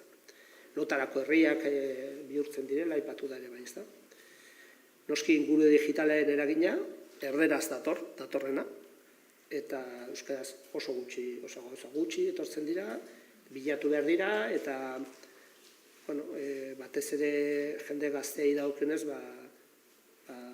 zaila da iristea euskarazko edukietara, eta euskaraz funtzionatzeko eragozpen legalak, aipatu direnak, hori ere kanpo mehatxua da, trabak urratxiki bat ematen denean, edo eman nahi denean, eta orokorrean erdaren sarbidea gero eta handiagoa eta euskararen erabileren geldialdia. Erdarak beti irabazten ditu bi urrats, euskarak bat irabazten duenean, ez da? Baina kanpo aukerak ere bai, eskualde buruen bilakaera positiboa, Garikoitzek esan duna, batez Gipuzkoa batian, igual Nafarroan eskalde buruen zitzitea komplikatuagoa da, arnasgunei dagokionez, beste antolaketa bada, eta arnasguneak legez babesteko pausoak, ematen ari dela, hori ere Nafarroai dagokionez ez dakit, beste itzin dezakegun horri buruz. Eta hizkuntza politikak arnasgune buruzko interesa eta arnasgune gehiago sortzeko aukerak badaudela eta etengabe sortzen direla, ez da? Problematizatzen ari da arnasgunen egoera eta lehen baino behar bada presenteago dagoela, agenda hizkuntza politikako agendan behar bada, ez da? Gero dator, bagenun galderen bat edo hizkuntzakin lotuta, baina gero datoz hizkuntza bat gehiago nik apunte txiki bat, ezagutzaz eta asko kike bat asko ipatu duzta, ezagutza hori aprobetxatu dugula, horre nik bentsat kezka dakat ezagutza hori berdintasun, gaitasuna esan nahi duen, hori kezka ere oso handia dela iruditzen zait, ez da? Hori badago. Ezagutza zabala hori, ze puntutaino den, euskara erabiltzeko eta erabilgarri egiteko gaitasuna. Galderaik ez badago, utziko du, puntual, katu dugu, eta urrengo guain duzute atxedena dagoela, eta eskerrik asko iruei, oso interesgarria, eta zuei.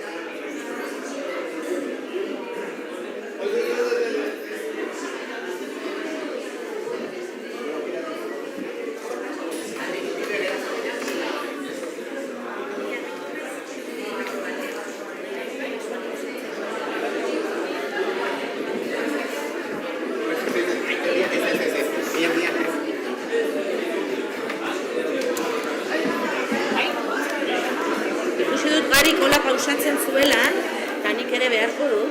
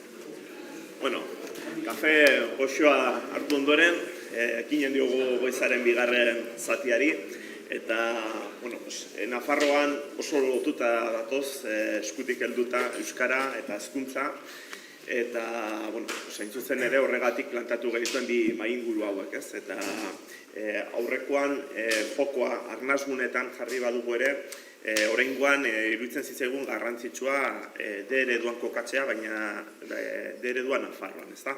Horretarako hemen ere 3 luxuzko hizlari ekarri ditugu, handik hasita, zuen eskuinetik hasita, Josu Reparaz, bera arbizuarra da, beraz etxean jokatzen du. Lizarra ikastolan 30 urte ziaia aritu da, irakasle, ikasketa buru eta zuzendari moduan, eta ja badira 8 urte Nafarroako ikastolen elkarteko zuzendaria dela.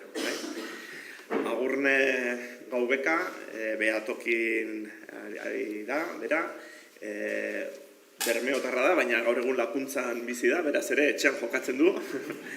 Eta, berak pixka bat ikuspegi feministatik eta sindikalgintzatik eskubideen alde lanean ibildu da, baina 2019tik esan bezala hizkuntza eskubideen behatokiko zuzendaria da. Behatokia zuzen ere ez da hizkuntza eragile bat, baina iruditu zitzaigun garrantzitsua berak izan dago esperientziaz behatokia sortzenekin batera Nafarroan hainbat herritan ari dira administrazioko sarean, publikan, eredu berriak zabaldu nahian eta borroka horretan, eta sorre esperientzia hori interesgarri izan zen, ez? Behar bada gai batzutan teknikoagoak hezkuntzarekin lotutakoak, igual ezagutza murritzagoa da, baina oso interesgarria ala ere.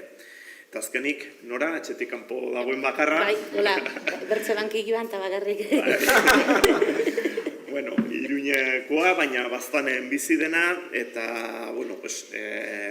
Nora, zer esan ez, Amaiurko bat ez ere gustatzen zaiona, Amaiurko eskolako maistra dela, zuzendaria ere bada, landa eremuan aditua, formatzaile bezala eskarmentu handia daukana, Nafarroko Unibertsitate Publikoan eta Mondragon Unibertsitatean ere magisteritza irakasle moduan ibili da.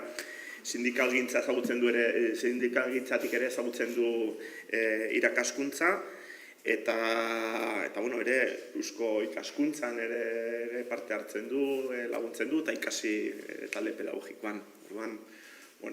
Zure eski badukat ez ere karri, ez? Bigarren saio hau hasteko, pentsatu genuen diagnosi partekatu bat egitea, horretarako hainbat datu emango ditut, partekatuko du zuekin eta beraiekin, ikusteko Nafarroa mailan nola gauden momentu honetan, irakaskuntza arloan eta bereziki ereduan, beraiek osatuko dute labur diagnosi hori eta gero ja sartuko gara mamian, bai? Orduan, hasteko esatea demografikoki ezaguna den bezala eta lehen aipatu den bezala 2010-tik 2020ra Nafarroan populazioa hasi zen 15%, baina aurreikusten da 2020-tik 2035era, hurrengo 15 urtetan 5% baino gehiago ez dela hasiko. Populazio piramideari so egiten badiogu, ikusiko dugu marrarik zabalena dela 35, 59 urtetakoa eta 0,9 hain zuzen ere estuena. Jaiotze tasa 2 hamarkadetan Europarekin konparatuta, Europan jaitsi da, Nafarroan jaitsi da bikoitza. Eta momentu honetan 1,5 puntu berago dago Europakoa baino, beraz gure jaiotze tasa Europarekin konparatuta bereziki txikia da. 3 urtetan matrikula egiten denean, azken 7 urtetan matrikulatzen diren aurrak 20% jaitsi da. Nafarroan ere esanguratsua da landa eremua. Sakanan gaude, baina agian beste erkidego batzuekin konparatuta bereziki garrantzitsua da, eta populazioaren 13% bizi dira 2000 biztanle baino gutxiago duten herrietan. Hor ere bai, atzerritik datozkigunak 2000 urtean bazegoen fluxu baina txikia zen, 1,7, baina orain 11% bueltan dago, orduan handitu da dexente. Euskararen ezagutzari dagokionez, 25 urtetan Nafarroa Euskararen legeak 3 zatitan banatu zuen, eta ikusi da ezagutza eremu ez euskaldunean 0,6tik 2,6ra pasadela, mistoan 5,2tik 12,4, hor bada salto garrantzitsua, baina ere euskaldunean gutxi gora bera 60%-ren bueltan mantentzen dela. Bai? Hizkuntza ereduei dagokionez, G eredua aurrezkuntzari begiratzen badiogu, G eredua da nagusi, ikasleen erdia pasata, biltzen dituena, 41%, A eredua 20%aren buelta, eta D eredua, badaramatza ja urteak, geldirik 28%ren bueltan, 29%ra ezin heldu, bai? Eta, bueno, B eredua esan dezakegu hutsaren hurrengoa dela. Ikasleen Nafarroan, ikasleen 62%ik ez du inongo kontakturik euskararekin. Ez G ereduan, ez barkatu ez D ereduan, ez A ereduan, bai? Orduan, erdiak baino gehiago. Pixka bat, egoera zaurgarriei eta begiratzen badugu, 87%, egoera zaurgarrian dauden ikasleen 87%, A eta G ereduan biltzen dira, eta gehienak sare publikoan, bai? Eta azkenik, aipatzea, Nafarroan egiten den inbertsioa, hezkuntzan dela barne produktu gordinaren 4,25, Nafarroako gobernuaren datua da, eta, bueno, Europako beste herrialdeetan inbertitzen denatik, urrun gaude, bai? Hoi dira datu gordinak, eta ez dakit zuetako bakoitzak, osatu nahi duzuen minutu batean, labur-labur zerbait, edo aipamenen bat egin datu hauen inguruan. Nik beneu. Egunon, esker mila unitz, gonbiteagatik eta etortzeagatik. Bertzerik gabe, datu horien buelta, bueno, nik uste nahiko akordio zabala dagoen erraten dugularik hizkuntzaz ez dela solasten al Nafarroan hizkuntzaz solastu gabe, bi eskubide horien nolabait txirikurratuta doazela ez dela. Baina nik ekarri nahiko nuke, eta gero garatuko dugu gehiago, Baskontziaren legetik Euskararen legera, bai, ze hor badira ñabardura batzuk eta aldaketa batzuk, beti bietan ere landa eremuko eskolei bizkar emanta egin diren aldaketak izan direla, eta, bueno, denek ezagutzen duzu herria da gorputza hizkuntza bihotza, paradogikoki Nafarroan oksimoron batean murgilduta bizi gara, ze herria eta hizkuntza erran beharko genuken tokian, herria ala hizkuntza erraten ari gara momentu honetan Nafarroko landa eremuko hainbat eta hainbat tokitan ere. Gero garatuko dut hau, baina beraz eskubide terminotan eman beharreko eztabaida bada, baina ez bakarrik hizkuntza eta hizkuntza eskubide ez, eta horretaz biztan den aritu behar gara, baizik eta eskubide kulturalez, lurraldearen garapenaz, oreka terminoetan ere solastu beharko ginateke, termino ekosozialetan solastu beharko ginateke, hezkuntzaz eta hizkuntzaz Nafarroan solasten ari garenean, beraz, nahi baldin bada, nahiko zarra den eztabaida bat, ekarri genezake berriz, 70ko hamarkada horretan bati bat eman zenan hiria versus herria horretan, ez?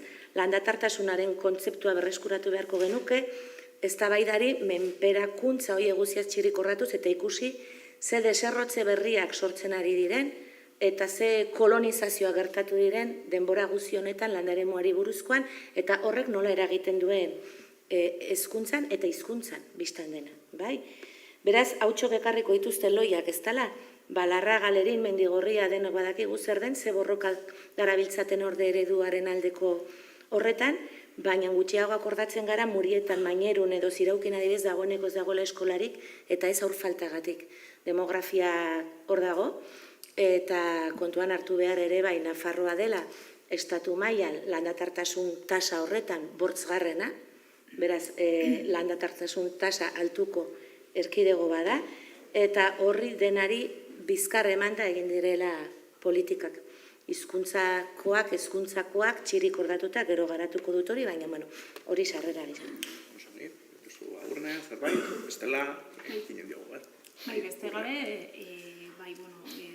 Inigok aipatu duen bezala, hizkuntza eskubideen behatokiak, euskaraz ikasteko eskubide hori baduen lan lerroetako bat da, baina bai aipatuko genuke Inigok emandako datuetan argi eta garbi dugula eta gero eta argiago dugula D ereduko emaitzoiek eta egungo argazki hori ez dela aldatuko benetan Nafarroako erdialde eta hegoaldean euskararen irakaskuntzak dituen mugak behingoz elkartasun batetik, elkartasun eta norbere arazo bezala tratatzen ez badira.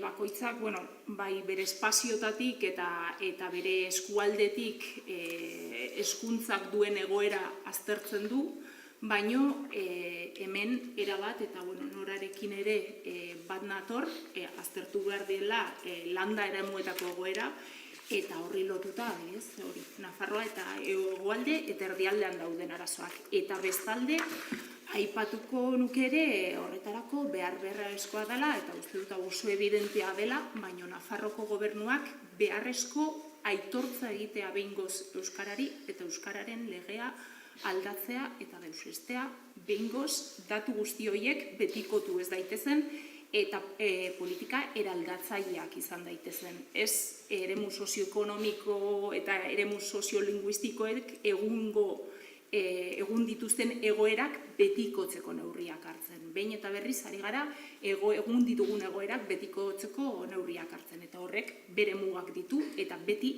eredua euskararen irakaskuntzak muga berdinak izango ditu neurri eraldatzaileak hartzen ez baditu. Nik ez dakit, mezu positibo bat emango nuke. Datu horien arabera ikusten da ereduak Nafarroan asko duela egiteko. Ez garela iritsi nahi genuen tokira, eta kopuru horietatik badugula zer ikasi, eta kopururik aldatzea dela gure helburua. Garbi dago, eman dituzun datu horietan ez dela islatzen Nafarroak duen zonifikazioa, eta horren baitan datu hauek oso aldakorrak dira.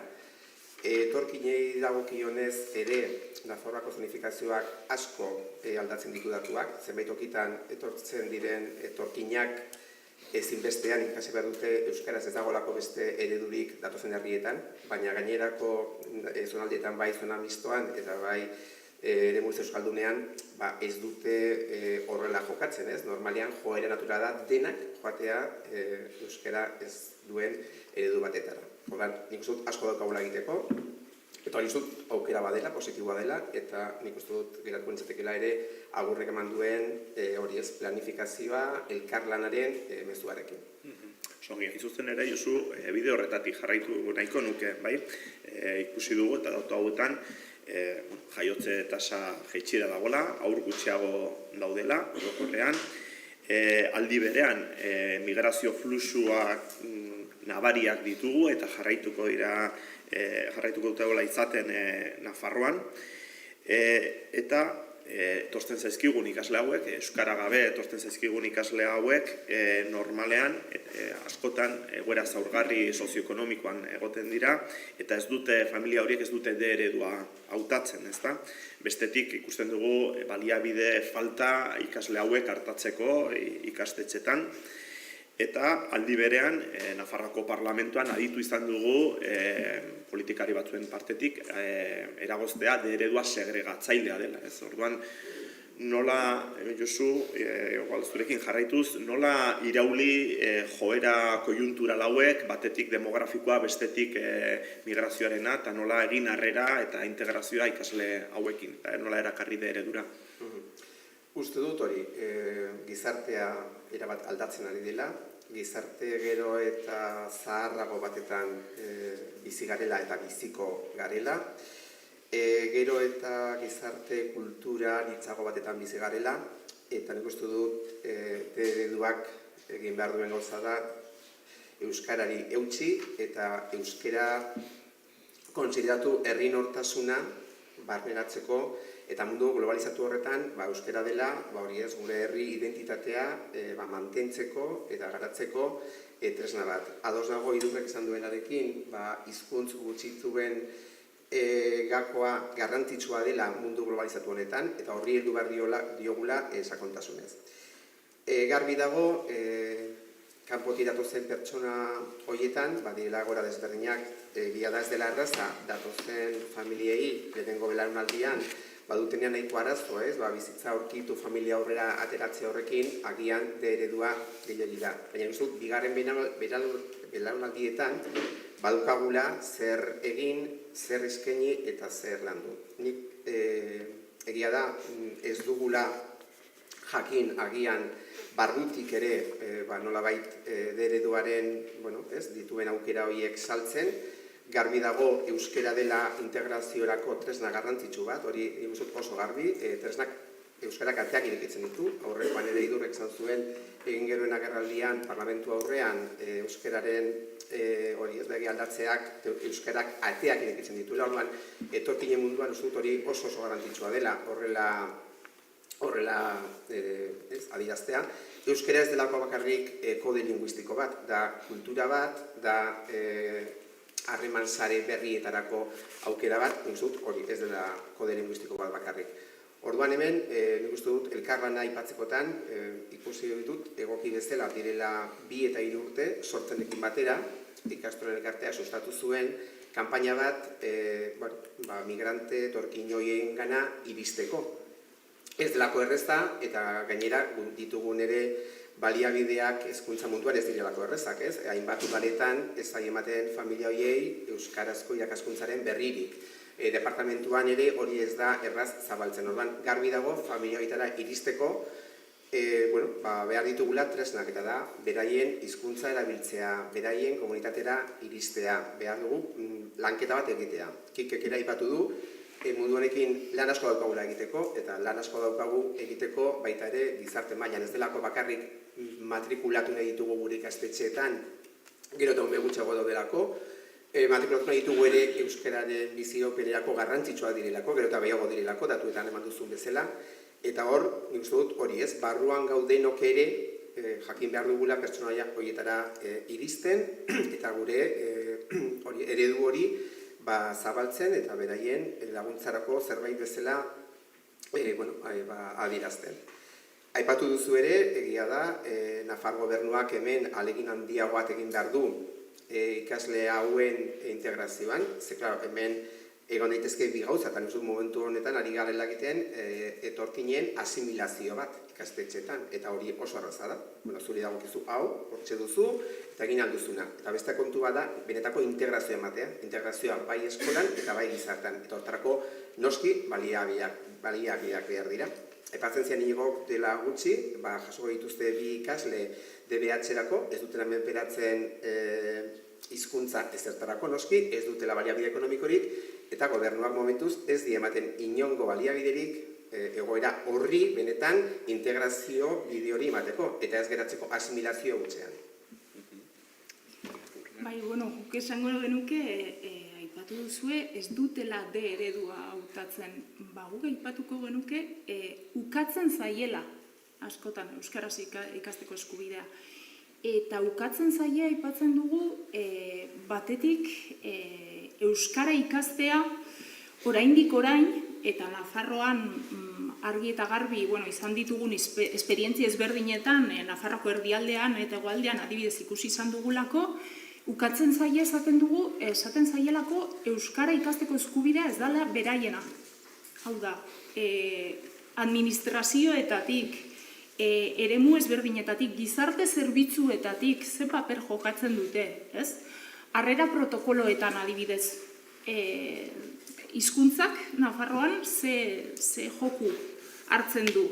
Gero Josuk aipatu du ere, kontuan izan behar dugu, ikastetxe askotan ez dagoela euskarazko eredua hautatzeko aukerarik, eta beraz, beraiek informazio bila doazenean, ikastetxe horiek emango die informazioa beraiek dituzten ereduena, baina inork ez die azaldu benetan euskara ikasteko baliabiderik, ez die esan inoiz hemen beste hizkuntza bat badenik, gogoratzen dut, uste dut, bai, Leringo guraso bat izan zena, esan zuela, ni enteratu nintzen euskara existitzen zela, batean, Nafarroko gobernuko horri bat heldu zitzaidalako elebitan, eta ikusi nuelako ez, beste hizkuntza bat bazegoela.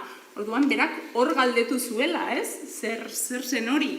Eta beste batek adibidez, aipatu zigun, bera enteratu zela, beste hizkuntza bat zegoela, bere alaba nagusiak, 4 alaba zituen, eta alaba nagusiak esan zionean, aita institutora joan naiz, eta hemen badaude gazte batzuk euskaraz hitz egiten dutenak, eta niri zergatik ezenidan euskarazko ereduen apuntatu.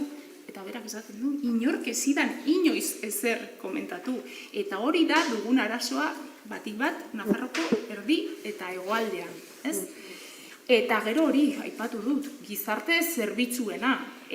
Aipatu izan digute ere pertsona horiek gizarte zerbitzuetara jotzean esaten dietela D eredua, hemen daude eredu ezberdinak, pero D ahaztu, ez da zuentzat, konplikatuko zarete, oztopoak izango dituzue, zailtasunak izango dituzue. Zergatik esaten ari zaie, ez? Administrazio publikotik mezu hori helarazten pertsona horiei. Horregatik esaten dugu, ukatzen zaiela ere ezagutzeko eskubide bat. Eta gero ere, egoera zaurgarrian dauden familiak ere aipatuko nuke. Eta hemen ere aurkitu dugu, esaten zaiela, euskara ikasteak beraientzat gainkostu bat izango duela. Eta gainkostu horiei aurre egiteko ere, ez dago baliabiderik eta inork ez zaitu lagunduko. Orduan, hor ere ikusten dugu, badagola lerro bat lan egin ahal izateko.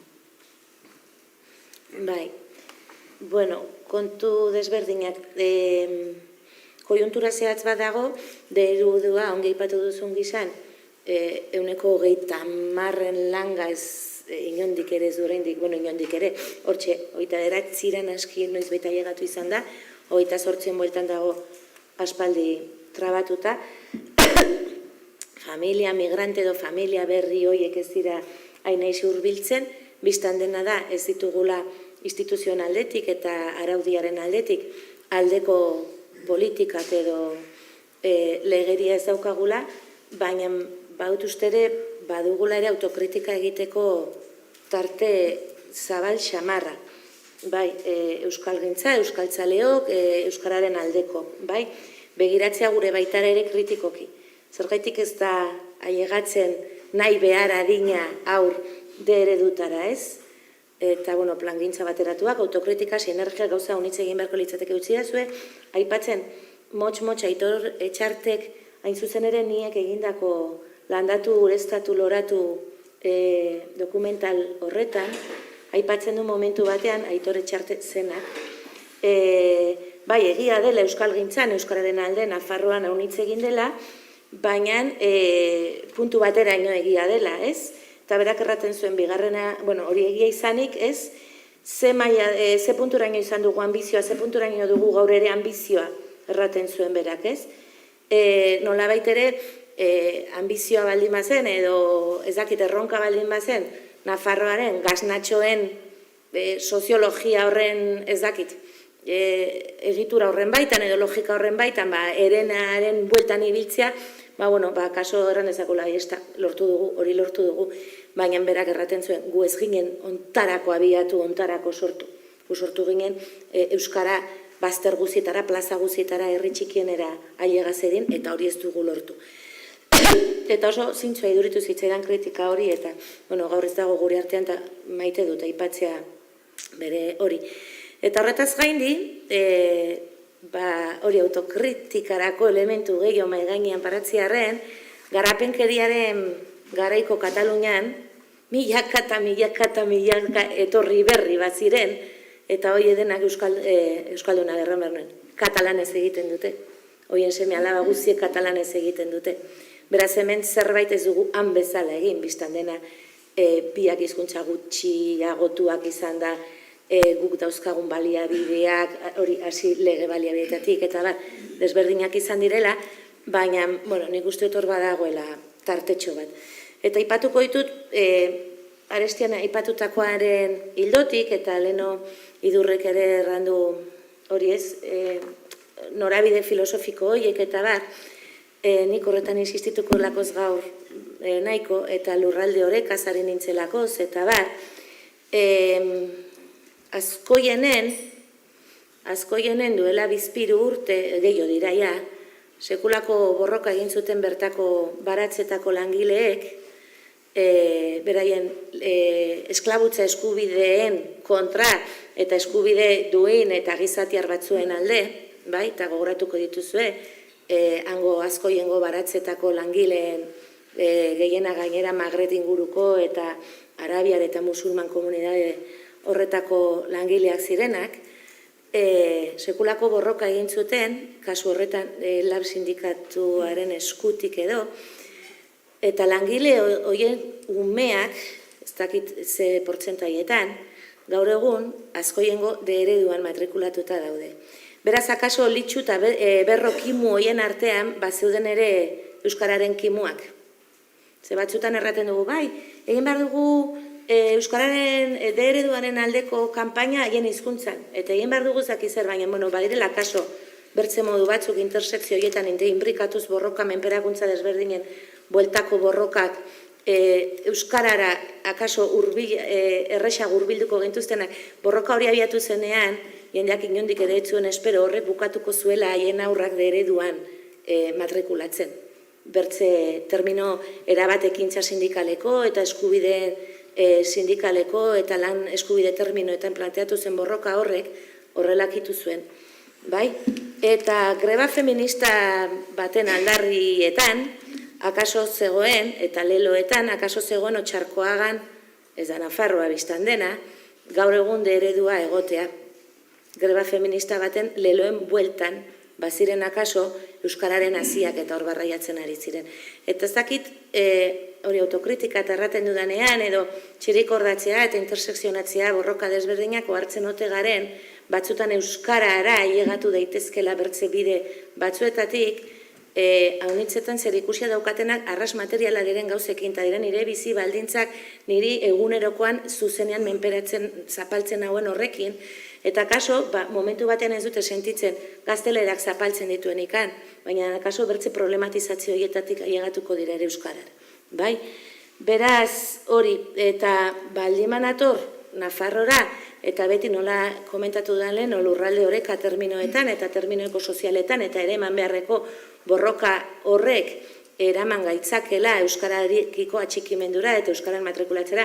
Gero ipatuko dut, ez dain errexe euskaraz matrikulatzea Nafarroan, euskararen legeak mini kontzentrazioak edo egin dituenean euskara ikasi ahal izan dezaten Nafarroko zonalde misto eta erabat diskriminatutako zonalde horietan, bai, autobusak kasu euskaldunduko ditugu, baina herrietako plazak ez, eta eskolak isten segituko dugu, baldin eta aukera bakarra den, inguruko eskualdeko hiriburu txiki horretara joatea de eredura, eta ez ikasle bakar bat dagoenean de eredua nahi duena bere herrian bermatzea, gaztelerarekin bai gertatu dena, zeni bastan dignator, eta bastan eta Zugarramor xaretako eskolek elkarrekin ari gara lanean, Urdazubi Zugarramordikoak xareta egoaldean, eta handik ikusi dut de ereduko eskola oso bat, non ikasle batek A eredua eskatu, eta A eredua bermatu zitzaion, eta gela beraren baitan, ikasle horrei gazteleraz egin behar zitzaion. Beraz hori, egin garria da, eta egin izan da, baina ez euskararekin. Orduan, erraten nuen, Nafarrora etorrita eta borroka horien baitan. Lehen hogarik aipatu du ez nola udal plangintzetan dagoeneko irigintzan aztertzen da ere ze inpaktua daukan hizkuntzan. Nik uste dut aroztegia dela eredu kanoniko bat Nafarroan horrena, aroztegian berehala ohartu ginelako horrek zer suposatuko luken euskararen galeraren ikuspugi horretatik lekaroz bezalako herri batean. Baina daude bertze borroka batzuk, direla Erdizekoa, Aralarko gasoduktuarena, Erreniagako iduzki baratzena, Kastejon. Kastejonen zentral termikoaren borrokan sekulako borroka izan dute, eta HT-arekin, eta bar, gaur, ez dakit kasualidadeen, aztertzeko, gaur Kastejonen de eredua badago. Eta bada matrikula. Eta ez dakit, aztertu beharko litzateke Kastejonera joan, eta ikusi zenbat guraso borroka horretan ibilitakoak diren de ereduan aurra matrikulatu dituztenak. Luzatuko naiz bertzen hasi. Osongi, bai. Helduko digu beste meloi bati. Aste honetan, mediatikoki hizkuntza ereduen eztabaida da, Mendebaldeko erkidegoan hizkuntza legea dela eta hor iritzi desberdinak, ea hizkuntza ereduak gainditu behar diren, ez diren gainditu behar. Honen inguruko hainbat galdera botako ezkizuet, pila bat, parrastada bat, eta, horra erituko zarete, ez? Orduan, zuen iritziz, Nafarroan daukagun errealitatean SP motzea, baina egokia litzateke epertainean hizkuntza ereduak gainditzea eta eredu bakarra ezartzea euskara ardatz duena. Aldi berean, orain hauteskundeak datoz eta alderdi abertzaleek Nafarroan aldarrikatzen dute ikasle guztiek izan beharko luketela gutxieneko kontaktua euskararekin, hizkuntza ofiziala den euskararekin, eta berez G eredua desagerrarazi. Aukera bat da hori epe motzean egiteko. A ereduaren inguruan iritzi desberdinak haitzen dira, badago sindikatu abertzaleren batek, A eredua defendatzen bultzatu beharko lukena, esaten duena, elak esate baterako, eta ordezkari politikoen artean batzuek ere esaten dute A eredua bultzatu beharko litzatekela. A eredua lagun edo etsai daukagu euskararen normalizazioan eta orokortzean pai bezalako programak, atzerriko hizkuntza programak, hor ere polemikoak eta lotzen dira askotan D ereduarekin, ez? Haur hezkuntzan ikasleen 72% pai programan ikasten du Nafarroan, eta Nafarroako 50 herritan pai baino ez dago, ez duzu aukerarik hautatzeko pai ez dena, eta askotan erabili izan da, sortzaile gandik hasita, D eredua aurre egiteko edo mugatzeko. Noraino paik ere mozten du D ereduaren bidea. Hori guztia, nora? Hasi eta arrutza janera. Hemen lau galdera bezala daude, saiatuko naiz labur. Nafarroan erreala da hizkuntza eredua gainditzea, erreala biztan dena bat, badu gauzatze material bat, eta da, Arestian ere aipatu da, Nafarroko iparraldean ez dagoeneko D eredua ez den bertze gauzarik. Kontua da, hizkuntza politika bat daukagula, gutxiago gehiago dela, pentsatzen duena, alegia, hizkuntza politika bat da, ez dakit munduan bertzen honbait gertatzen ote den, batzutan, diruduna hizkuntza horren kontra egiteko, alde egiteko baino, orduan, erreala da hori dena gainditzea, igual tempuz kontua da, 10 urtetan biztan dena ez, 22. menderako, baietz espero dugu, hori bertze galdera bat duen zer ikusia ikasle guztiek, kontaktua A eredua edo ez G eredua desagertarazita, lehen galderari niretako biztan dena, bai, desagerrarazi beharko litzateke gea, biztan dena, bai, hain zuzen ere gehiago delako, eta non ikusi da ez, hizkuntza gutxiago jakitea gauza hobea dela pentsatzen duen politikarik. Akaso hemen txebertan, baina hori, ez dakit larria. Bigarrena, etxai, A eredua etxai edo bide laguna den, edo zer den, edo ez, batzutan hor eztabaida hori gertatzen delakoz. Nik uste dut, G desagertarazteko tresna bat dela A eredua, tresna gisara balio duela, ez? Azaleko kontaktu bat sikiera izateko, sikiera, biztan dena oinarrizko nozio batzuk eta edukitzeko, diosalak eta ez dakit ze puntura arte, noraino zegaitasun maila lortzen den, hortan ez dakite A bat lortzen den, o A bi bat, o noraino ailegatzen den A ereduan ikasi duen ikasle batek, baina sikiera presentzia hutsagatik. A ereduko, beraz, euskara emanen duen irakasle bana Nafarroko ikastetxe bakoitzean egote hutsak euskararen presentzia bat bermatzen du. Nolabait ere, ia gorputza zeharkatzen duen kontu bat ezari naiz, ez? Euskara habitatzen duen gorputz bati nolabait beti ageri zaio lehioetatik edo nomaitetik kirikeka euskara ez dela, antolatuko duelakoz, o telefonoz ari denen euskaraz delakoz, ero diosalak euskaraz eraliko dituelakoz, edo antolatuko duelakoz, olentzeroren bueltan kanta batzuk, eta ezaki noiz ere presentzia minimo bat bermatuko duelakoz, eta kontaktu hori Nafarroko herri batzutan biztan dena ez dago, sikiera maila horretako kontaktu bat. Eta orduan nik uste dut, baietz, hortan garrantzitsua litzatekela. Eta gero, paiari buruz, hori badakigu, kanpoi kontseilari izan zenean hezkuntzakoa, errantzuen, egin zituen deklarazio batzuk, non erraten zuen, D eredua etengabeko gorakadan dijoan. Eta alazi joan, etengabeko gorakadan zijoan. Eta handik arrasurte gutxira, ez dakit, ondoko urtean edo izan zen, ez dakit hor, galtzen ez pixka bat, Bartzinak aitortzen du paia jartzen dutela ereduari galga jartzeko edo ez, eta hain zuzen ere beraien paperetan eta ikerketetan edo hori ikusten zen eredua bazijoala goraka, ez? Orduan hori, paiaren sorrerak baduela naikeria hori, ziurrenik bai, asmo horrekin sortu zela, edo akaso haunitzet, batzutan azalpen xeena eta xinpleena da egiazki izan dena, akaso iduritu zitzaielakoz sekulako modernoa zela denek inglesa pila badiakitea eta ez berriz euskara, ez? Baina gaur egun noraino galgatzen duen horrek ereduaren hazkuntza nik hor zalantza gehiago ditut, eta ez dakit hori aztertu ote dagoen, hain zuzen ere, pai balitza itzakia eta inglesaren ez dakit atalas eta gaitasun maila sekulako bat lortzea paiek ere ez duena inbertzerako hori bermatzen, baina tira, ala balitz, paiak ere badirelakoz. Ni Elizondon bizi naizan pai bat badago, bai? Aitzakia hori balitz, paia dagoen tokian pai bat jarrizazu, ez? Aitzakia balitz, euskararen erakargarritasun hori, eta batzutan edo bai, segurazki ala sortu zen, baina ala sortuta ere, paiak ere badaude, ez? Horren ezakit, eta, bueno, eta bukaeran zen zonifikazioa marko legalak, nola gainditu. Utziko dugu hori urrengo. Bale, gertatu. Baina, momentuz bazen ere, eta gero ikusiko dugu zonifikazioa. Bale. Bai, bueno, guk aipatu dugu, ez garela berez ez hezkuntzako eragile bat, orduan bai, egia da ere guri behatokitik oso zaila egiten zaigula, batzutan posizionamendu bat hartzea hezkuntza eredu bati buruz. Esan nahi dut, momentu honetan argi eta garbi dugu denok, ez?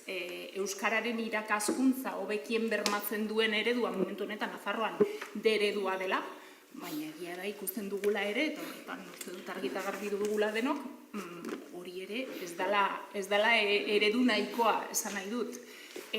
Harago joan beharra dugula, eta hor, utziko diegu, hezkuntzako eragilei hori zein eredu duen egokiena eta ea deusestatu behar diren eredu horiek edo ez, hor bai eztabaida eman beharra dagoela eta Nafarroan ere urgentziaz eman beharra dagoela.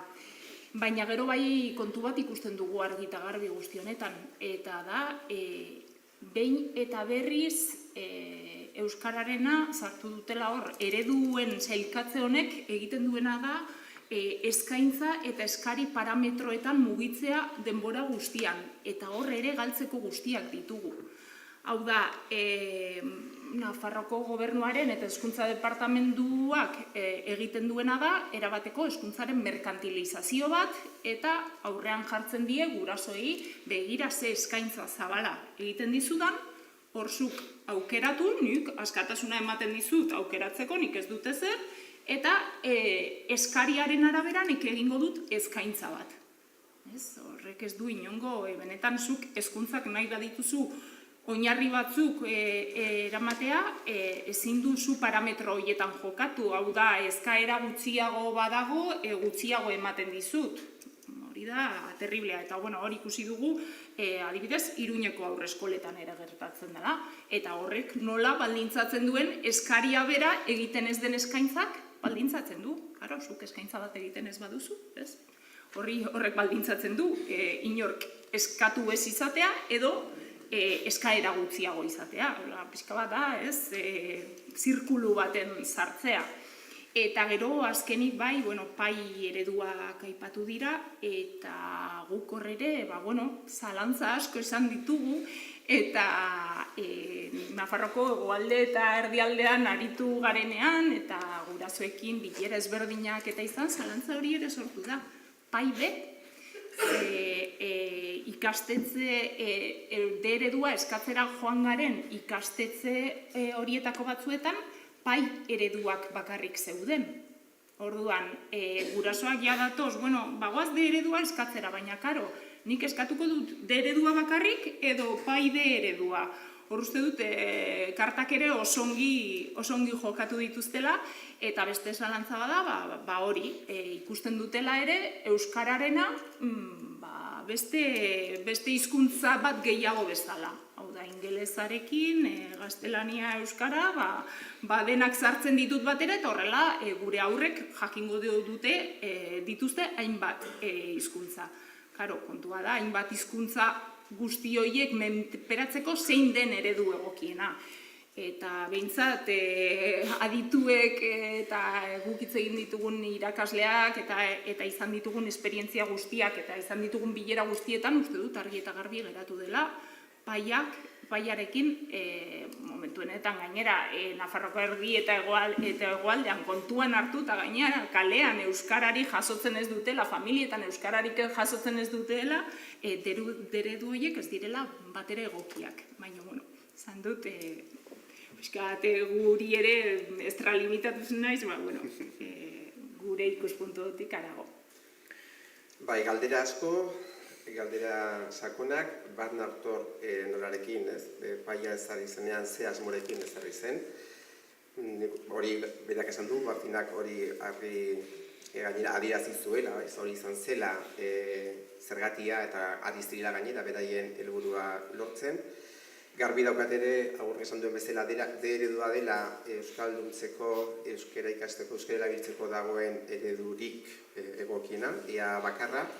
Baina ere, uste dut egin behar dugula hausnarketa bat, eta heltzen diot, Albertok egin duen galderari, ea ezagutza gaitasuna den. Egin zitzaidan oso deigarria, Kike Abotarizek idatzitako artikulu bat, berak ematako hitzaldi batetan, non galdetzen zen, bai ikasleei, ereduan ikasitako ikasleei, zein zen beraien pertzepzioa, ea beraik egondako ikastetxe horietan, ereduko ikastetxeetan, jaso zuten euskararen ezagutza, edo jakin zuten, edo jaso zuten euskararen aldeko hiztun aktiboak izatea, erantzuna irutu zitzaidan oso egarria, 3 laurdenek esaten zutelako, jaso zutela euskararen inguruko ezagutza, eta ez horren beste hiztun aktibo izatea. Eta galdera hori bera eginda, ereduko irakasleei, agertzen zen, oraindik kopuru asko zondiagoa, irakaslek zeukaten pertzepzioa, ereduan, zeudela beraiek horretarako, euskera irakasteko, eta euskera ikastea zela helburua, eta ez horren beste hiztun aktiboak egitea. Ikusten dut, norak aipatu dut autokritika, eta nik uste dut hemen ere, benetan, hau ezinbestekoa dela. Gaitasuna ez delako bakarrik hizkuntzari menperatzea.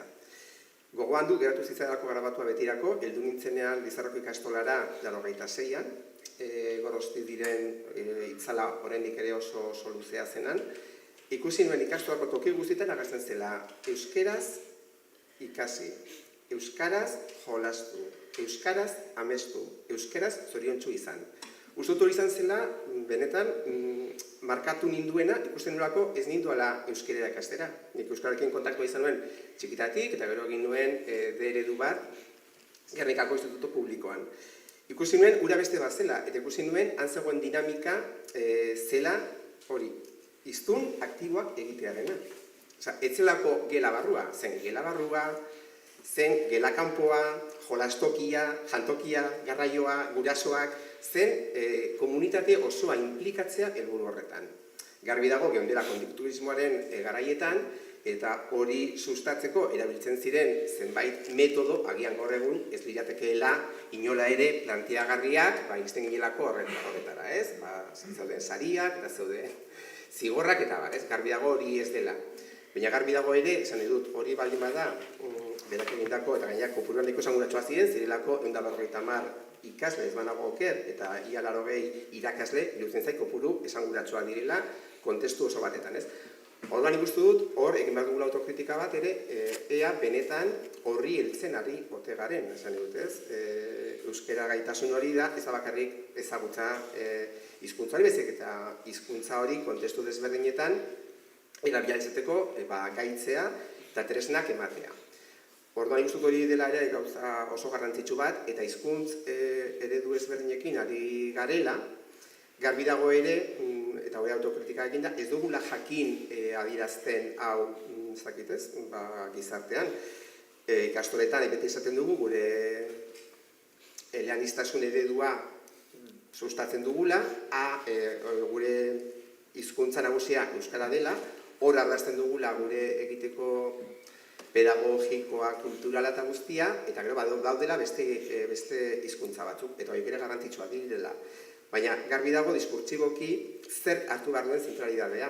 Hizkuntza guztia dira garrantzitsuak, baina hiztun aktiboak egiteko hartu behar dira zenbait estrategia, bai didaktikoak, bai maila askotakoak, eta nik uste hori oso garrantzitsua dela. Egia da lortu ditugun emaitzak ere beste hizkuntzetan ez direla ahazteko modukoak, eta agian ez dugu horiek denak saltzen edo adierazten jakin. Ikastoletan horiek ditu dalako datu horiek aurten eskatu berriak, lortzen diren emaitzak beste hizkuntzetan ez dira inola ere despreziatzeko modukoak. Kanpoko frogetan, gobernu pasatzen dituen kanpoko frogetan, garbi dago gure ikasleek ingelesean ari naiz orain DBH-ko bigarren mailan, orokorrean Nafarroan mediaren gainetik daude. Hau da, ezarri ziren Britishan lehenengo, gero pai, gero beste guzti horiek, eta alere, ordu askoz gehiago eman arren hizkuntza horietan, lortzen diren emaitza gurean ez dira inola ere txarrak, gaude mediaren gainetik, ez? Honek adierazten digu ere, ez dakit ez, planteamendu metodologikoetan sakondu behar dela, eta hizkuntzen trataera integratu batetan bideak ematea garrantzitsua dela. Helduta ereduari buruzko iritzia, garbi dago Nafarroako egoera politikoa zein den, Nafarroako egoera soziolinguistikoa zein den, niretzako aurrera pausu bada eredua ezartzea. Horrek bermatzen durako gutxienez, ikasle guztiek izango dutela euskararekin kontaktua. Eta kontaktu horretatik, etorriko dira, eta hori aipatzen zuen aurrekoan Ametsaran gurenek ematen zituelako klaseak, ematen dituelako eredu batetan titulua prestatzeko, hor sortzen den giroa kontaktu horretatik, batzuetan dela oso positiboa, eta eramaten dituela horko ikasleak euskaltegietan euskara ikastera, eta interes bat izatera ere gure kulturarekin. Pentsa ze urrun gauden, hemen dago Mikel, aurten gobernu honetan, ez da lortu euskaren plan estrategikoa onartzea Nafarroan, eta arrazoitako bat hori da, ez zagoelako prest eredu hori orokortzeko Nafarro osoan, horrekin boto galtzen zituako herriberan. Orduan, egia da, oso urrun gaude maila politikoan horretatik, eta nik uste dut, bai litzatekela aurrera pausu bat hori orokortzea. Agurre, zuen pixka bat ere zonifikazioarekin, eskubedi buruz hitz egitera, eta, hor burura tortzen zaizkigu Maineru, nola eskatu zuen zonalde mistura pasatzea, eta ukatu hitzaio eskubide hori, edo hainbat herri, Larraga, Lerin, Mendigorrian lortu zuten, baina kostata, eredu erroak irekitzea, baina askotan eredu hauek irekitzen dira, erdaraz funtzionatzen duten ikastetxeak, eta eredukoak daude azken gelan, komunaren ondoan dagoen gela txiki bat, askotan eskatzen da 8 ikasle izatea zonalde euskaldunean gutxienez ireki ahal izateko, batzutan eskola mapa ateratzen da itzaki moduan, traba desente, eta gero beste aldetik ere, Josu, ikastolen errealitatea, zonalde euskaldunean, edo askofonuan egonda, ere oso desberdina da, ez? Pixka bat, nola gainditu zonifikazioak, euskararen legeak ezarritako muga horiek gaur egun, eta nola zabaldu ateak euskarari, aurne. Hemen hasiko nintzateke, hainbatetan entzun izan dugu, esaten, bai eragile ezberdinak, Nafarroko gobernua, 2015-tik aurrera euskararen irakaskuntza jada Nafarroan orokortua dagola eta ateak zabaldu zitzaizkiola. Eta nik hemen uste dut trampa txiki bat, txikia edo ondia jarri zigutela. Izan ere, beti gertatzen den bezala, Nafarroan araudian zehetasun falta dagoelako izugarria, eta gainera, esango nuke, araudiko zehetasun falta horretaz egiten den erabilpen maltzur bat ere badagoela. Hau da, kontuan hartu behar dugu, ezaten dela, Nafarroko legeak ezarritako eremu misto eta ez euskaldunerako, eskari nahikoa badago, horrela esaten du legeak, horri aurre egiteko pausoak emango dituela hezkuntza departamentuak. Eta hori erabat lausoa eta zehetasun gabekoa iruditzen zaigu. Zergatik, guazen traba, momentu honetan dauden trabaetara. Batetik, zer den eskari nahikoa, ze 8 ikasletakoa aipatu duzu, baina ikusi genuen ere, adibidez, Mendigorriko kasuan, uste dut zela landa eskola dela, landa eskoletako ikusi genuen araudian 8 hori malgua izan zitekeela. Inon ezuela jartzen 8 hori minimoa izan zitekeenik. Orduan, horrere, borroka bat ireki izan. Gero, momentu honetan, hezkuntzan badago hezkuntza mapa deitzen diotena erregulatzen duen 80/2019 foru dekretua.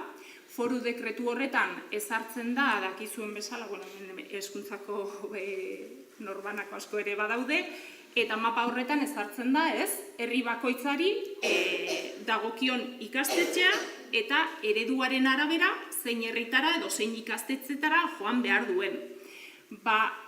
Hori ere beste aitzakia bat izan zen Nafarroko gobernuarentzat, eta zen hezkuntza mapa hori ezin dela berariaz eskaera baten aurrean ezin dela bapatean aldatu. Eta, horrekin ere ikusi genuen, hori, hezkuntza mapa hori ezin dela muga bat izan. Hau da, zuk egiten duzu mapa baten arabera eskaintza bat, baina eskaintza hori eskaera bat badago herri batetik D-ereduko ikastetxe horretan D-eredua irekitzeko aldatu beharko da. Hau da, hezkuntza mapa erramienta bat izan beharko da. Ze eskaintza egiten dut nik, baina eskaintza hori aldatu ahal izango da, Legeak berak esaten badu eskaera bat badago aldatu dezakeela eta D-ereduko eskaintza bat egin daitekela. Orduan, hor gero ikusi genuen, 80/2019 dekretu hori aldatu dutela. 2021an aldatu zuten, 45/2021 foru araua, foru arauen bidez egin daitezke ikastetxeetako ereduen eskaintzetan aldaketak. 2022an ere egin zen, 22/2022 foru araua da, eta azkena izan da Larragako ikastetxean D-eredua ireki dutena, uste dut dela 8/2023 foru araua. Foru arau hauek, kasualitatez, begiratu izan ditut, eta bat maiatzean atera zen, beste bat martxoan, eta beste bat urtarrilean. Baina, bere garaian Nafarroko gobernuak esaten zuen aldaketa horiek egiteko gutxienez urtebeteko epea behar zela, eta garai zehatzetan egin behar zela. Eta orain bapatean aldaketak egiten ditu nahi dituenean, eta hilabete ezberdinetan. Gainera kontuan hartu behar dugu, aurre matrikulazio epea otsaila martxoan bada, gurasoek, noiz egin behar dute eskaera hori. Azkeneko kasuetan, Larraga Lerin, adibidez, aurre matrikulazioa martxoan izan zen, eta Nafarroko gobernuari eskaerak egin zitzaizkion, baten kasuan izan ziren uztailean, gero beste eskaera bat egin zuten urrian, eta besteena azaroan izan zen. Hau da, ja familiek hasi behar dira, aurre matrikulazioa martxoan izango da, baina nik ez dakizen bat hilabete lehenago Nafarroko gobernuari eskaera egin behar diot. Eta hala ere horrek ez dit inongo bermerik emango. Honetaz ari gara araudia oso lausoa denean esaten dugunean. Eta gero beste gai garrantzitsu bat ere, hezkuntza kontseilariaren papera. Hau da, eskola mapan aldaketa horiek egin alizateko eta D-eredu berriak ireki alizateko ahalmena duen pertsona hezkuntza kontseilaria da. Hau da, ikastetxe berri bat ireki nahi bada edo ikastetxe berri bat itxi nahi bada, hori hezkuntza departamentuak erabakitzen du. Baina, eskola mapan aldaketaren bat egin nahi bada, lerro berri bat, D-ereduko lerro berri bat irekitzeko, azken erabakia hezkuntza kontseilariak du. Zer gertatzen da, eta hemen lotura egingo dut, Idurrek aipatzen zuen, zehazki aipatzen zenuen epe laburreko joko politikoetatik geratu behar garela. kasu honetan epe laburreko joko politikoetara eramaten ari dira ereduen irekiera berriak. Eta zergatik esaten dut hau? Adibidez, Lerin eta Larragaren kasuan ikusi izan dugulako. Garai berdintzuan egin ziren eskaerak, bietan 8 ikasle baino gehiagoko eskaerak egin ziren, eta bati baietza eman zitzaion eta besteari ezetza. Zergatik? Joku politikora eraman zelako. Kasu honetan, Larraga adostua zuten, Hezkuntza Kontseilariak adostua zuen beste alderdi batekin, Larraga irekiko zela. Eta Lerin aldiz, justo adostasun hori egin zutenean Lerineko eskaerak oraindik erregistratu gabe genituelako, ezen sartzen. Orduan, zer esan zuten? Lerinen kasuan espazio falta zegoela. Hau da, pasatu gara, araudia ezin dugu aldatu, eskaera gutxienekoa ez dute betetzen, orain espazio falta dago ikastetxeetan, beti dago zerbait ereduen irekiera berriak ez emateko. Eta hori da, araudia oso lausoa delako, baina beste bat, Hezkuntza Kontseilariari ematen zaion botereagatik, eta horrek joku politikoetan, erabaki politikoetan sartzen dituztelako. Hori uste dut, labur-labur behintzat gertatzen ari dena. Josu, hor pixkat ikastoletan zonifikazioak nola? Bueno, zonifikazioak sortzen ditu arazo izugarriak, eta hemen ere topo egiten dugu gobernuaren zenbait araurekin. Aurreko gobernuan lortu zen adibidez, euskerako aukeragatik, bere herria gutxi eta ondoko herritara joan zutenak, bazutela aukera izateko beka sistema bat, bai jantokirako, bai garraiorako, eta gobernu honek erantzi zuen foru aginduan olako lerrotxo bat, esaten zuena hori jaso alizateko familia horiek egin behar zutela matrikula ezinbestean ikastetxe publiko batetan. Eta ez bazen sortzen, orduan jaso zutela diru laguntza hori. Orduan, egoera honek sortzen ditu gauza bereziak. Hemen izango nahi, esan nahi nuke, ez dakitez, eta mezu positiboak eman nahi eta aurkitu behar dugula, euskara sustatzen dugun guztien arteko nolabaiteko akordio bat. 2015an aurkeztu genuen Nafarroako mapa horretan basamortu bat zen euskararentzat, toki askotan, eta egia dauzut, hemen ari garen eragile guztiok, eta kontseiluaren barruan gaudenok, sortzen ikastuen elkarteak, egin behar dugula apostu bat sendoa, norberak gure zilborretik atera eta Nafarroan euskararen biziberritzerako plan bat, plan pentsatu bat. Uste dut ez dela egokia, adibidez, Ibaialde Dolorosako egoera uste dut dela adierazgarria, ez da inola ere inguru horretan, non garbi dago begiratzea zein den osaera politikoa, bai Lodosakoa, bai inguruko herrietakoa zartagu da, zein den daukagun masa kritikoa euskerazko eredutera erakartzeko, ez da errazta. Orduan, justo olako herri batetan, ez dugulako lortu adostasun bat sustatzea, bai ikastola ez dagoen aldez aurretik, sustatzea eredu publiko bat, ez dakit hori noraino den euskararen aurrerapenean, ez dakit ez, pausu bat.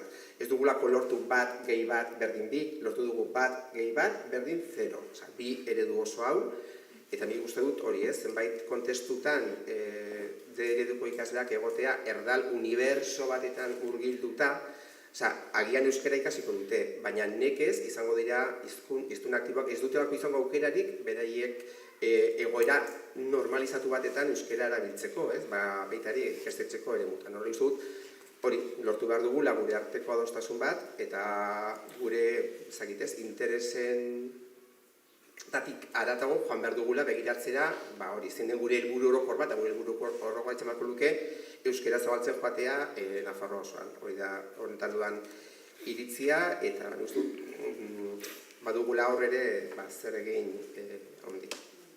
Nora, zerbait gehitzeko? Bai, gehitzeko, azteko, txiste gizara, haurrezkuntzako ondako komunan ondoan gela egotea ez dago batera gaizkit.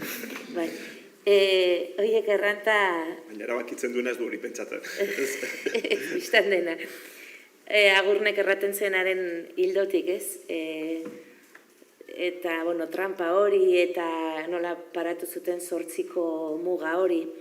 horretaz ohartarazi zitzaien, zen ni orduan eskola kontseiluan nintzen langile, irakaskuntza publikoko langileen ordezkaria, eta errantzitzaien ezagutzen ote zuten zertzen Nafarroko demografia, eta zenbat kinto sortzen ote diren herrietan, eta hori bidera ezina zela, eta bermatu bertzela bertze termino batzutan, landaremuko eskolen ez dugu olako zenbakirik eskola bat irekitzeko, esteko, eta malguago behar zuela, baina hori, orduan ikustut hor dagoela ereduan Nafarroan zabaltzeko koskarik behinena, eta da bermatzea eskola bat dagoen toki guztietan, dena delako eskaria egonda ere, hori bermatzea, bertzenaria eskubide talka bat dago bertze guztiekiko, hortik hasita, ez?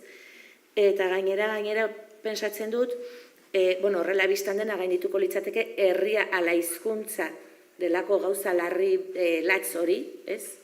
Mainerun ez dago eskolarik, maineruko gurasoek beraien aurrak euskaldunak izan zitezen nahi zutelakoz, ez beren herria maite dutelakoz, eta direk ze gauza latza.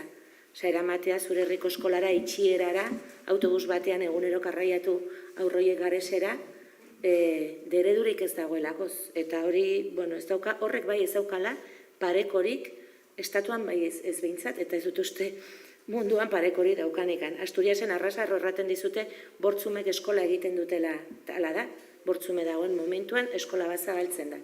Asturiasko aldea txikienean ere. Eta Nafarroan 30, ez dakizen bat aurri zantare eskolak izten dira, eredua bermatu nahi izan etzaielako. Eta hori gertatu da, eta gertatzen ari da Nafarroan. Bertzenaz goazen begiratzera, zenbat ikasleituen gaurkoz usueko eskolak edo beireko eskolak adibidez.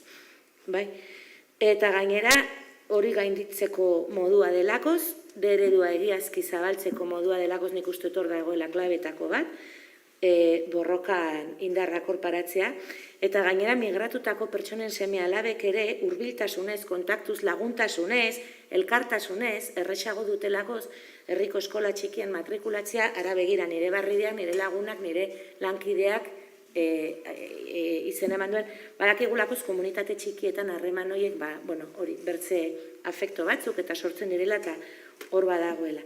Eta, galdera gero erraten zuen nola gainditu zonifikazioak eta marko legalak ezarritako mugak.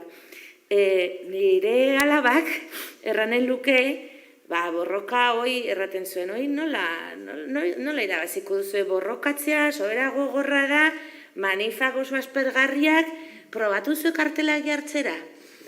Hori. Bukatzeko galdera honen erantzunakin, bertzerik gabe, garbi izan behar dugu, eskola, instituzioa eskola, hezkuntza, igual zait ikastola eskola, ikastola ez, eskola, emana zaigu, gainera frantzez iraultzaz geroztik, ez dakizer, emana zaigun instituzio bada, gero ez da bairetu dezake gu bezatzeko, azteko, ez dakizertako, aberriari maitasuna sustatzeko edo askatzeko. Baina emana zaigun zerbait da, eta eredua berriz, igual zait ikastolantzin eskolan, beti borrokatu izan da. Noizbait, aitu nion idurreri autokontzientearena, ez dela? Beraz, bide zaila da, nahi baduzu matrixeko pirula gorria, hori da, eredua eta euskera, ez? Desodosoa, borrokatua, borrokari atea zabalik beti behin eta berriz uzten dizkiona, batzutan konfrontazio gutxiago gehiagoren ondorioen hezkuntza eredua da, eredua. Eta hori kontuan hartu behar dugu beti nik uste dut, ez? Nola gainditu, modu praktikatik, modu ofiziosoan nahi baldin bada gaur-gaurkoz Nafarroan. Beste meloi bat irekiko dugu, hain kurrikulumari buruz arituko gara, bai? Batez ere, hau Josu eta Noraren dako galdera izanen da. Lonloek sartzen du kurrikulum edukien 150 estatutik zarriko direla, eta Nafarroak hezkuntza eskumena izanik, badaukala tarte zabal bat bere edukiak zehazteko. Hala ere, ebaluatzeko eta ebaluazioa arautzeko eskubidea estatuak gordetzen du bere poltsikoan, eta horren arabera denok ebaluatu behar dugu antzeko, beraz, trampa bada, biztan denez, eta aldi berean Nafarroako gobernuak askotan egiten duena da, Madrilek zer esaten duen, kopiatu eta itxasi eta aplikatu, orduan ez du aprobesten bere eskumenak kurrikuluma aldatzeko. 2005-2006an horre udalbiltzak sustatua, ikastolek, sortzenek eta kristau eskolek adostu zuten euskal kurrikuluma. Dokumentu garrantzitsua izan zen, gerora ikastolek garatu zuten eta ariketa praktikoa egin zuten beraien proposamen pedagogikoan eta materialgintzan txertatuz. Ze ere beste datu bat esanguratsua Euskal Herrian erabiltzen diren liburuen 3 laurdenak Euskal Herritik kanpo sortzen dira, askotan itzuliak dira eta bertan sortutakoak oso gutxi dira. Ze garrantzia dauka materialgintza propio izatea, Madriletik ezarritako kurrikuluma euskaraz egitea aski da, eta horrekin nahiko daukagu. Euskal kurrikuluma gaurkotzeko eta implementatzeko zer egin beharko genuken. 2005-tik gizartea desente aldatu da, teknologia berriak eta bar. Josu, nora? Bueno, garbi dago, ez, kurrikulum bat dela tresna oso garrantzitsua. Garaian garaiko, hori ez, ezagutzak hautatu, antolatu eta zabaltzeko. Beraz, uste dut gai hain garrantzitsua izanik, hemen behar dugula gure kurrikulum propio bat, eta hori netzako da ezinbesteko baldintza bat. Nafarroan, egoera hau bizi izan dugu, oso bidetik, Miguel Sanzen gobernuko garaietan, euskal kurrikuluman oinarritutako txanela materialak eta bat, izan ziren, lehenengo, atera ziren doakotasun programetatik, eta ilegaltzat jo ziren, hasierako aitzakia izan zen, kurrikulum horri, falta zitzaizkiola Nafarroako edukiak, ez? Eta gogoratzen ditut, oraindik bat falta zen El Paloteo de Cortes, beste bat zen La Virgen du Jue, eta ez dakiz ere gehiago. Bueno, kontua da, hori nolabait, material horiek berriz ere legeztatzeko eta berriz ere jartzeko merkatuan eta ez erabili behar izateko hori ez, estalika, frankismo garaian bezala, egin ziren horrelako ekarpen batzuk hori berriz ere erabilgarri jartzeko eta eranzteko beraien ustez falta zituen elementu horiek. Yolanda Barcinaren garaian jarraitu zuen burrupak eta etzen zer falta zitzaion kurrikulumari, zer sobratzen zitzaion. Eta sobratzen zitzaion Euskal Herria etengabe. Eta orduan hori izan zen, berriz ere material horiek legez kanpo usteko arrazoia. Orduan, adibide honek, niz du jartzen digula garbi, ze garrantzi daukan kurrikulum propio bat izateak. Eta kasu honetan, ikastolen elkarteak materialgintza oinarritzen du euskal kurrikulumean, horrek ematen diolako gure hezkuntzaren ikuskera propio bat. Gure ikasleek jasotzen dituzten ezagutzak, prozedurak, balioak, kontestualizatzen dituzte beraiengandik hurbil dauden egoeretan. Ze kurrikulum bat ez da bakarrik eduki bilduma bat. Kurrikuluma da dena hezkuntzan, zer nola egiten duzun. Orduan ikustu dut, kurrikulum propioarena garbi dagoela, gure material propio horiek jasotzen dute euskal dimentsioa, jartzen dituzte adibideetan hurbileko gure artistak, ez da agertuko estatu mailako inongo materialetan, Dora Salazar bezalako artista bat, edo ez da agertuko Mirena Gurbea bezalako idazle bat, gure material horiek jasotzen dute gure dimentsioa, jasotzen dituzte hemen bertako erreferenteak eta baita ere gure iruditegian dauden elementuak biltzen ditu. Beraz, netzako hau oso garrantzitsua da, dago lotuta baita ere euskara ezagutu edo euskararen aktibo izan dituzken ikasleak egin, ez? Gauza bada material bat euskeraz ematea delako ez dakitez, estatuan egin den material bat eta egin den gauza bakarra da euskeratut hori erabiltzea, hori da aukera bat, baina ez da gure aukera eta bestea da benetan gure herri bokazio horretatik eta gure beste balioetatik sortzea material propio bat. Eta hemen gustu dut, azken urte hauetan egin dugun ahalegina da irudikatzea zein nahi dugun izatea gure ikasleek beraien bizitza akademikoa bukatzen duten momentuan, ze nolakoak izatea nahi dugun, eta hor ateratzen diren gure ezaugarriak dira euskaldun aktiboak izatea, inguruarekiko errespetua eta jarrera aktibo bat izango dutenak, ekintzaileak izango direnak, herrigintzan, kooperatibagintzan edo kooperatibismoan arituko diren ikasleak. Orduan, gure saiakera guztia horretara doa, ez? Aldez aurretik amestu dugun ikasleen profil hori lortzeko, sortu behar dugula kurrikulum propio bat, oinarritzen dena azteko gure inguruko errealitate hurbilean, eta hortik egingo dute jauzia baita ere mundura. Bai, ni saiatuko naiz motx. Haunitzetan iduritzen zaigu hezkuntzaren, euskal hezkuntza gintzaren kezka gureak eta bakarrak direla, eta munduan bertzinon ez dela olakorik gertatzen, ez da gorko gaia, baina adibidez publiko pribatuaren eztabaida hori CNTek egin zuen gerra, 36ko gerra aurretik, hori adostasunik ez lortzeko. Loris Malagutxik erraten zuen diskurso pedagogiko, historiko, sozial, politikoaren artean beti elkarrizketa bat egon behar dela. Paulo Freire bere kontzientizazioa eta problematizazioa hitz egiten zuenean, eredu kapitalista eta koloniala horrezkatzeko bertze hezkuntza bat behar genuela erraten zuen. Bell Hooksek erraten zuen, arraza, klasea eta generoa zaratago beraiendako irakasgai izugarria handia izan zela ohartzea hezkuntza ze mailako kolonizazio tresna zen estatu batuetan. Eta Cabralek berdin gineatik, mugimendu antikolonialen egiteko garrantzitsuenetako bat hezkuntza zela, hezkuntza erabiltzea hain zuzen ere deskolonizazio tresna gizara.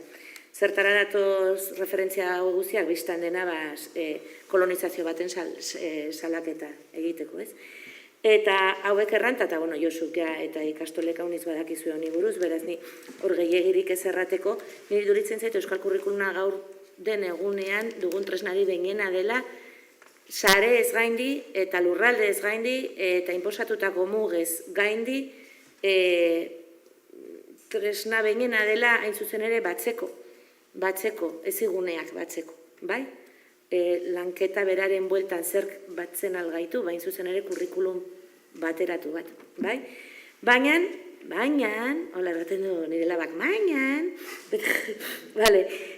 motx, uste dut, orduko hartan beha, 2000 asmenta horretan egintzen kurrikulum horretan zangoa pausatu bai, baina zahar berritze premia baduela ere bai.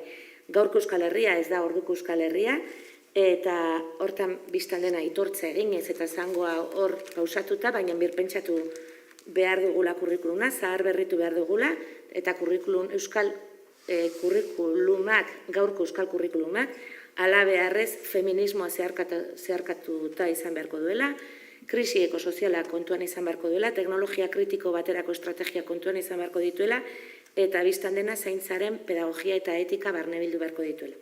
Eta beraz izan behar du, eraginkor, ados, erakargarri eta eraldatzailea dira. Ere heldu nahiko genuke beste, gure ustez gai garrantzitsua zena, ez? Eta, hain zuzen ere, inguru honen helburua zen ikastoletatik aratago, eta Andramar ikastola kantolatu hau, hausnarketa hau zabantzea, eta sarez gaindiko hausnarketa egitea, ze, gaur agerian gelitu da, bai euskara alorrean, bai hezkuntza alorrean, Nafarroako errealitatea ez da nahiko genukena, edo amestuko genukena, eta hor aurrera pausoak egingo badugu, adostasunak behar ditugu, adostasun zabalak, aliantzak behar ditugu, eta akordioak, ez? Pixka bat horri helduta, hemen sakanan hezkuntza eredua ezberdina ditugu, ze akordioak beharko genituzke, herri mailan, Nafarroa mailan, eragile desberdinen artean, pixka bat, erronka hauei guztiei erantzuna emateko, eta gero ere bai, honekin lotuta tokiko administrazioaren papera, udalak direla gertuenak, gure jendearekiko erakunderik gertuena, nola sustatu udaletatik akordio hauek, hezkuntza mailak, baztanen herri hezitzaileen inguruan esperientzia badago, beste herri batzuetan bezala, eta badira dinamika interesgarriak, ez? Nola ikusten duzue pixka bat akordio hauen beharrak eta hau guztia. Ni hemen arras labur, beharra biztan dena, nabarmena, herri hezitzaileen sarea azkartzea dagokigu Nafarroan, Nafarroan bere garaian, batez ere Nafarroan etxegolako zerri hezitzaileen sarean inorta jo zuten gure gana eta gaur egun dinamika polita dauka baztanen. Hor biztan dena elkartzen dira esparru administratibo, hezkuntzakoa, aisialdiko eta eragile pila bat. Eta hori da topagunea. Esparru formala, informala, elkarrizketan paratu behar ditugu, lehen aipatu da zerbait, informalari buruz, ez de eredu informal hori edo zer denez, hori helburu badu, biztan dena, baina baita elkarrizketan paratu behar dugu euskara eta herri hezitzailea espazioarekin, urbanismoarekin, espazioien erabilerarekin, biztan dena kirol, aisialdi guzti horrekin, eta burujabetza, orokorrean burujabetza txikiak bulkatzera jarri behar ditugu aliantzak. Eta adibidez badatorkit burura guk orain maiatzan, Amaiurko eskolaz ari naiz, maiatzak aberan sinatuko dugu konbenioa Errigorarekin. Eta Errigorak dagoeneko badu 10 ikastolakien konbenioa sinatuta. Burujabetza txikiak, elikaduran burujabetzan sustatzen dutenak, baina baita euskara sustatzen dutenak, ortopo egiten dutenak, eta sarez gaindiko aliantza batera baramatzatenak, ez? Errigorarekin hitzarmena baduten ezeguneak. Eta bazaudete ikastolak, bagaude ikastetxe publiko zenbait, eta segurazki denak eredukoak izanen direla pensatzen dut. Berdin, adibidez xume bada, soia, baina teknologia librezaleen eta hori kode askekoekin, okritikoekin, mugimendu feministaren baitan egiten aldirenak, eta biztanen euskalgintzarekin egiten aldirenak, eta hori, ez dut gehiago hor, aipatzen. Nik hemen aipatuko nuke hizkuntza eskubideen bermeaz ari garenean,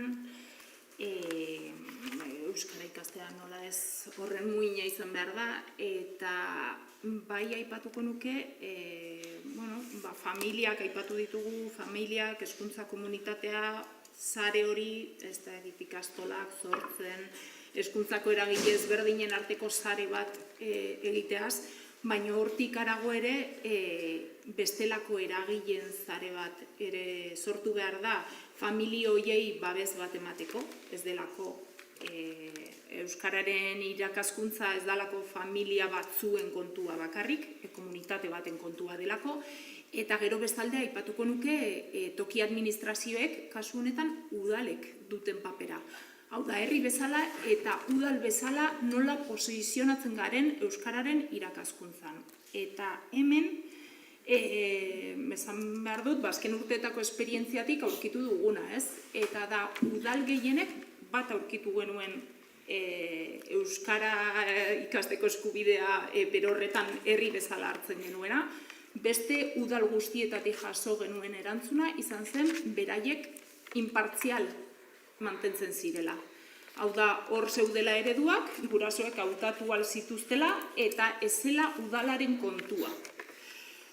Argi eta garbi ikusten genuen ez, hori ez dela inpartzial mantentzea, gutxitutako hizkuntza baten irakaskuntza bultzatzea ere badela herri baten kontua eta zuk herri bezala justizia sozial egin nahi baduzu, zure herriko aurren eskubideak defendatu nahi badituzu, herriaren biziraupena ere bermatu nahi baduzu, elkarbizitza bat nahi baduzu, herria hor eta udala posizionatu behar dela. Gogoratzen dut, kasu baten, Mendigorriko kasuan izan zen, nolatan haur txikiak hizketan ari ziren, eta adibidez, jolasten ari zirela, beraiek egiten zuten banaketa. No, es que con los de euskera no, porque son los que van al otro colegio. Hau da, orduan, herriak eta udalak, hor, herritarren arteko elkarbizitzan badu zerezana, eta badu zeregina. Hezkuntza departamentuak hori ere ulertzen du, kasu horretan epaitegietara Mendigorriko kasua eraman genuenean, udala posizionatu zen, eta hezkuntza departamentutik erantzun zuten udalak ez zuela eskumenik hezkuntzako eragile bat ez zelako. Hor, epaitegiak behintzat arrazoi eman ziguten. Udalak posizionatzeko eta udalaek esku hartzeko ahalmen guztia dute, baita legezko ahalmena. Batetik, udal horretan bizi diren herritarren eskubideen defentsan dabiltzalako, baina bestetik, esan dugun bezala, herriaren beraren biziraupena ere jokoan egon daitekelako. Hor dugu, adibidez, Oteiza herrian gertatzen dena. Oteizako haur guztiak, D-eredukoak, badoaz, kanpora ikastera, eta esaten ari zaie, Oteizako eskola eitziko da, euskaraz ikasi nahi duzutenak herritik kanpora zoaztelako. Herriek hemen duten pisua eta hor uste dugu, bai, toki entitateek, mankomunitateek, udalek nolabaiteko sare bat eratu behar dutela eta honetan posizionatu beharra badutela euskararen irakaskuntzan ere. Ez dakit horrela beste aipatu dugu, joku politikoena berriro ere, eta hor tamalez, gai hau plenoetara, udaletako plenoetara eramaten denean, euskararen irakaskuntzak berriro badu kontrako jarrera eta hor ere zeregina eta sareak sortu beharra, eta batez ere herritarren babesa bilatu beharra ere ikusi dugu. Udala posizionatzea eta pleno horiek posizionatzea nahi badugu, herriek nolabaiteko herriak berak, herriko eragileak eta herriko norbanakoek ere babesa eskaini behar dietela euskarazko lerroa ireki nahi duten familia horiei. Ni labur, erabat ados esaten ari zaten honekin. Garbi dago behar dugula kanpoko eragileekin elkarlana eta elkarrekin adostea gauzak, eskolak bakarrik ezin du, orduan behar dugu beste eragileen laguntza, hori ez, ikasleek ikus dezaten ere beraien eskolatik kanpo badagoela euskeraz bizitzerik, badagoela euskera erabiltzerik beraien eremu akademiko horretatik haratago, eremu personalean, eremu ludikoan. Orduan, aipatu du Norak Rigoraren adibide oso goki iruditzen zait, eta erdal ere mugan dauden ikastoloarentzat euskarri garrantzitsua hortik lortzen dutelako elkarlanean, hori uste dut azpimarratu behar dugun indar bat dela, bai sortzen dauden ikastetxeak, bai ikastoletakoak, izatea programa bat herrian euskara erabiltzeko aukerak eskaintzen dituena. Orduan uste dut hori mezu garrantzitsua dela eta behar dugu, ze eskolo bakarrik ezin dugu euskalduntze prozesu horretan gu bakarrik aritu behar dugu besteen elkarlana, eta uste dut hori dela mezu garrantzitsu bat.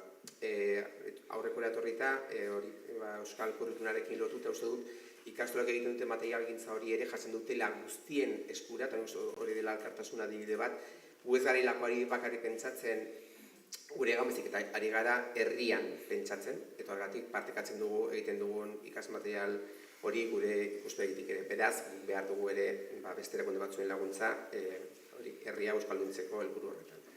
Igual eta Josuri, ez, igual eta zubiera ikitze hori ez, oraintxe zuri aituta, nik uste dut, zitzai dela orain arte, okurritu, baina hitzarmena sinatzen dugun egunean gure aurre eta komunitateari azalduko diogu horrei eskerrak ere tuterako ikastolako aurre badutela isialdi bat euskaraz egitea. Ez, nolabait hor badirela, zakit, beste oraintxe okurritu zait hori erranberdi edela, prezixo. Oso ongi. Baditugu minutu gutxi batzuk ere zuek galdera edo iritziren bat luzatzeko eta zerbait hauek pixka bat atakan edo jartzeko ere bai.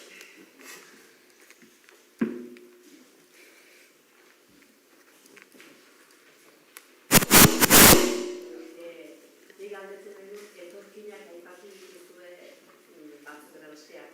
Eta ez dakit horiei begira ez hezkuntza sisteman, baizik bastan edo sakanan daude eskola ikastolek programa bereziak egin ote dituzten etorkinei begira. Nolabait ardera hori nola egin eta hori landu ote duzuen berezik eskola horietan edo ikastetxean. Claro, ni banator Amaiurko eskolatik, baina bastanen bai, Elizondoko eskolan daude portzentaia handiena, eta bai egiten dire gauzak eta ala ere kostiten da aizialdiko eskaintzan parte har dezaten, eta bizi baldintza material konkretu batzuk ere badirelakoz familia horietan, eta ez da errexea izaten. Eta gero udako aisialdiko kontuak eta ere antolatzen dira eskuaraz, eta beti pentsatu izan dira horiek bati bat hori, euskara etxetik ez dakartzkiten aurroien dako, bakan horien dako erran nuen, baina bada multxo bat, esanguratsua dena. Nahi dut, arnasgunea da gurea, baina badire. Baina gero praktikan egiazki gehiago dire berezia euskalduna direnak eta horiek gutxiago. Eta horrean bai saiakerak dire eta horregatik ere herri hezitzailearenak ere garrantzia zeukan gurean, ez daitezen getizatu espazio konkreto batzuk eta dire ekimenak egiten. Eta gurik herri txiki horietan, horrentxe badugu bat, gure eskolan, baina horrena bai dela murgiltzia, ezakit, aloloko erran behar nuen, hori badator eta arrasera bat badakizu, euskalduna den herria da, eta horrek jaiten du, bertze edozin amaiurtarren gizara, gurasoekin eta bai, egokitu behar izaten dire kontuek, baina, bai, aigara, baditugu gerozta gehiago, ala ere, eta, aigara, bai, eta gero harreran eta, bai, baditugu harrera protokoloak, eskoletan, eta laguntza baliabide guti dauzkagu, baina, gure ratioak ere txiki baitire, moldatzen gara, bai. Bai izan denuen, bai eman ditugula aurrera pausu oso garrantzitsuak, eta hemen uste dut, askotan irakasleen papera, inguruko familien papera ere oso garrantzitsua dela. Gogoratzen dut, 1995ean, izan ikastolan hartu genuen lehenengo aldiz, ikasle bat euskera etxekiena bigarren mailan. Gure izan zen, holako momentu erezi bat ordura arte, 5 urtetan euskera etzekarren. 5 urte arte hartzen ziren euskera jakin gabe ere ikastolan. Baina hortik aurrera, ez zegoen inongo tradiziorik hori egiteko, eta erdal ereduetara. Jartzen dut hau adibide bezala, ze justo, hartu genuen ikasle hori lehenengo aldiz, LH bigarren mailan, da euskaldun aktibo bat, orain pertsona bizi da, ikasi zuen euskera beste guztiak bezain ongi edo bekiago, lortu genuen, bai profesionalak, bai familiak implikatzea guztiz prozesu horretan, eta songi atera zen. Eta ordutik aurrera, eman ditugu urratsa handiak, hori ez, ikasleak euskara jakin gabe ere gurera etortzeko. Agian ez dago protokolo orokor bakar bat bateratuta guztientzat, baina bai ari gara baten urratsa uste dugulako hori erabat estrategikoa dela. Hor igual, gaindituko dut moderatzaile eskumena. Tokatzen zaidan, zuzendari bezala ere, tokatzen zaidan esperientziare komentatzeko, ez? Eta norak esetu duen bezala, harrera protokoloa daukagu, eta igual gure kasuan, pixka bat, esperientziaren poderioz gaurkotzen duguna, eta nik uste Josuk esaten zuen bezala, komunitatearen implikazioa eta sensibilizazioa handia da, baina niri oso sanguratsoa suertatu zait ikustea nola sakanan, komunitateak kezka dauka horrekin, eta berdintasun ataletik lantzen duten harrera eta bar, gizarte zerbitzutik ere bai horretan ari dira eta eskaintzen dituzte baliabideak alduten heinean familia eta ikasle hauei harrera egiteko ez bakarrik eskolan ere, herrian ere, udaletik ere bai, eta nola hezkuntza departamentutik pixka bat lehen Josuk aipatzen zuena, ez? Jartzen dizute ikasle hor eta esaten dizute hor konpon, ez? Gure iritziz hori ez da inklusioa, hori ez da aniztasun arantzua, ez? Gure kasuan nahi ditugu, gure artean nahi ditugu, baina baliabidea behar ditugu egoera horri aurre egiteko.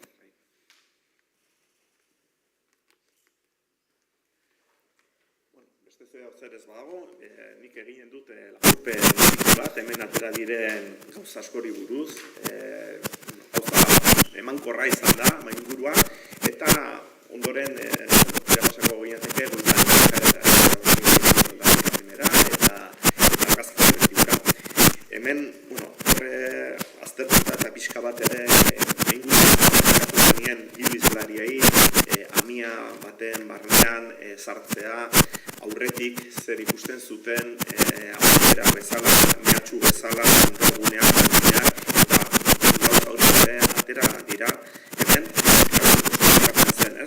barne aurdunen artean, falta zaigula diskurtso, ekimenak, autokritika aipatzen zen eredura erakartzeko migranteak, egoera zaurgarrian dauden pertsonak, pixka bat ereduaren virtuteak. Baina aldi berean ere baliabide falta, hauei harrera egiteko. Eta aldi berean ere ikusten zen, zonalde eta istoan plangintza orokor baten beharra eta iparra ez dagoela oso argi noiz zabaldu ze irizpideak erabili horretarako ez. Aldiz, bai ikusten dugu, ereduaren inguruan badagoela herrietan eta komunitate aktiboak, aipatzen ziren sareak, guraso sareak, eskola sareak, eta horren hori guztiak bildu behar ditugula akordioen inguruan, akordio tokikoak, diren akordioen inguruan, eta bertan administrazioa implikatu ez, eta horretak material gintzaren inguruaren aipatu da, badauzkadula gure proposamen propioak, eta eskola kurrikuluma sortu genuen, eta berritzeko beharra daukagu, baina hor daukagu oinarri bat, eta horri heldu behar diogula, eta Josuk ere aipatzen zuen irtera profila finkatzearen garrantzia, eta gainera hor lortzen ditugun emaitza onak ereduan, eta ere bai beste hizkuntzetan, eta bar, Kanpotik aldiz, ikusten dugu estatutik, botere zentralizatzailetatik egiten duten eskuartze zorrotza kurrikuluman ezartzea, ebaluazioaren bitartez eta bar, eta ere mundu globalizatu honetan eta gainera kolonizazioaren eraginez nola ezartzen dituzten bere irizpideak eta bar, eta gure kasuan dugun lege markoak, zonifikazioak ezartzen duena eta ere jarrera batzuk euskararen kontrakoak, ereduaren kontrakoak ez digute laguntzen ez. Aldi berean ere bai nola ezartzen diren atzerriko hizkuntzak euskararen parean edo baita gainetik ere, hainbat momentutan, eta hori euskararen kalterako doa ez. Eta eredua aipatu da egokiena dela, baina askotan murgiltzea zer den eta hori implementatzeko zailtasunak daudela. Baina, norak aipatu du, nola borroka desberdinek, agian hasiera batean euskararekin zerikusia ez dutenek, euskarari aukera berriak eta esparru berriak zabaltzen dizkiotenak, eta gaur egun joera berriak, teknologia berrien inguruan, aisialdiaren inguruan, eta bar, aldi berean ere, izaera liberezale hori ere, aukera batzuk ere sortzen dizkiola euskarari. Eta, hor, eskubideen inguruan, lor ditzakegun aitortza instituzionalak, eta bar, hor, aurrera pauso handiak lirateke, ez? Orduan, honen bestez, hau izan da gutxi gora bera, dena, eta, nik uste txalo bat merezitu.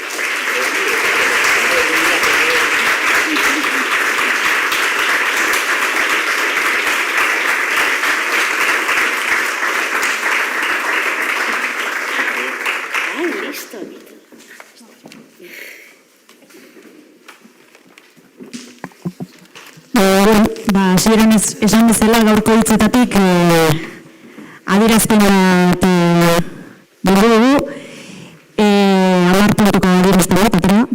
Orduan, iarte eta dotzean adieratuko ditut, antolatzaile zenean adierazpen bat orkestera. Eta gora igoko gara holtzera, argazki bat ateratzeko da. Venga, hau.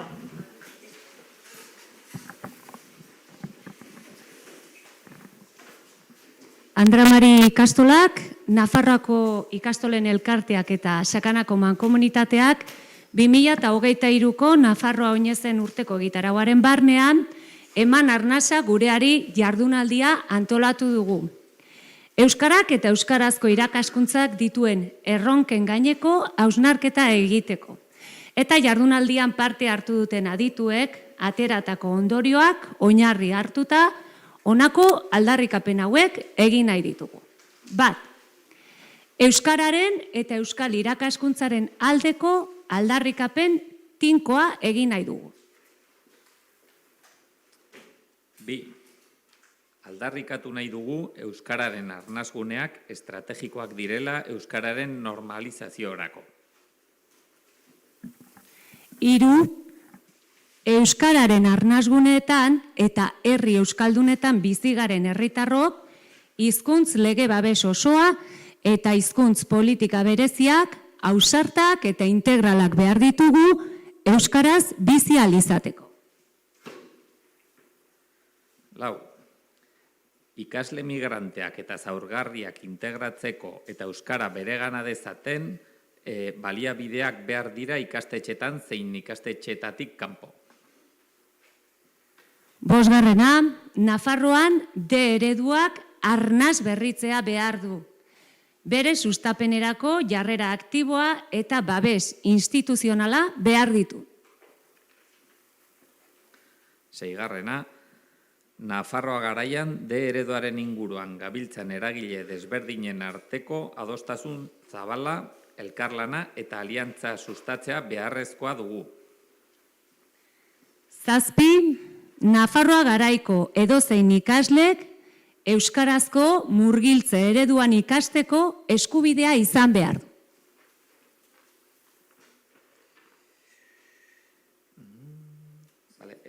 8. Nafarroako ikasle guztiei euskararen gutxieneko ezagutza edukitzea bermatu behar zaie bertako hizkuntza baita. 9. Euskara eta euskal kulturaren transmisioa bermatzeko ezinbestekoa da euskal kurrikuluna garatzea eta implementatzea. Eta 10. Euskara jakitea eta erabiltzea denon eskubidea izan dadin beharrezkoa da euskara Nafarroa osoan ofiziala izatea.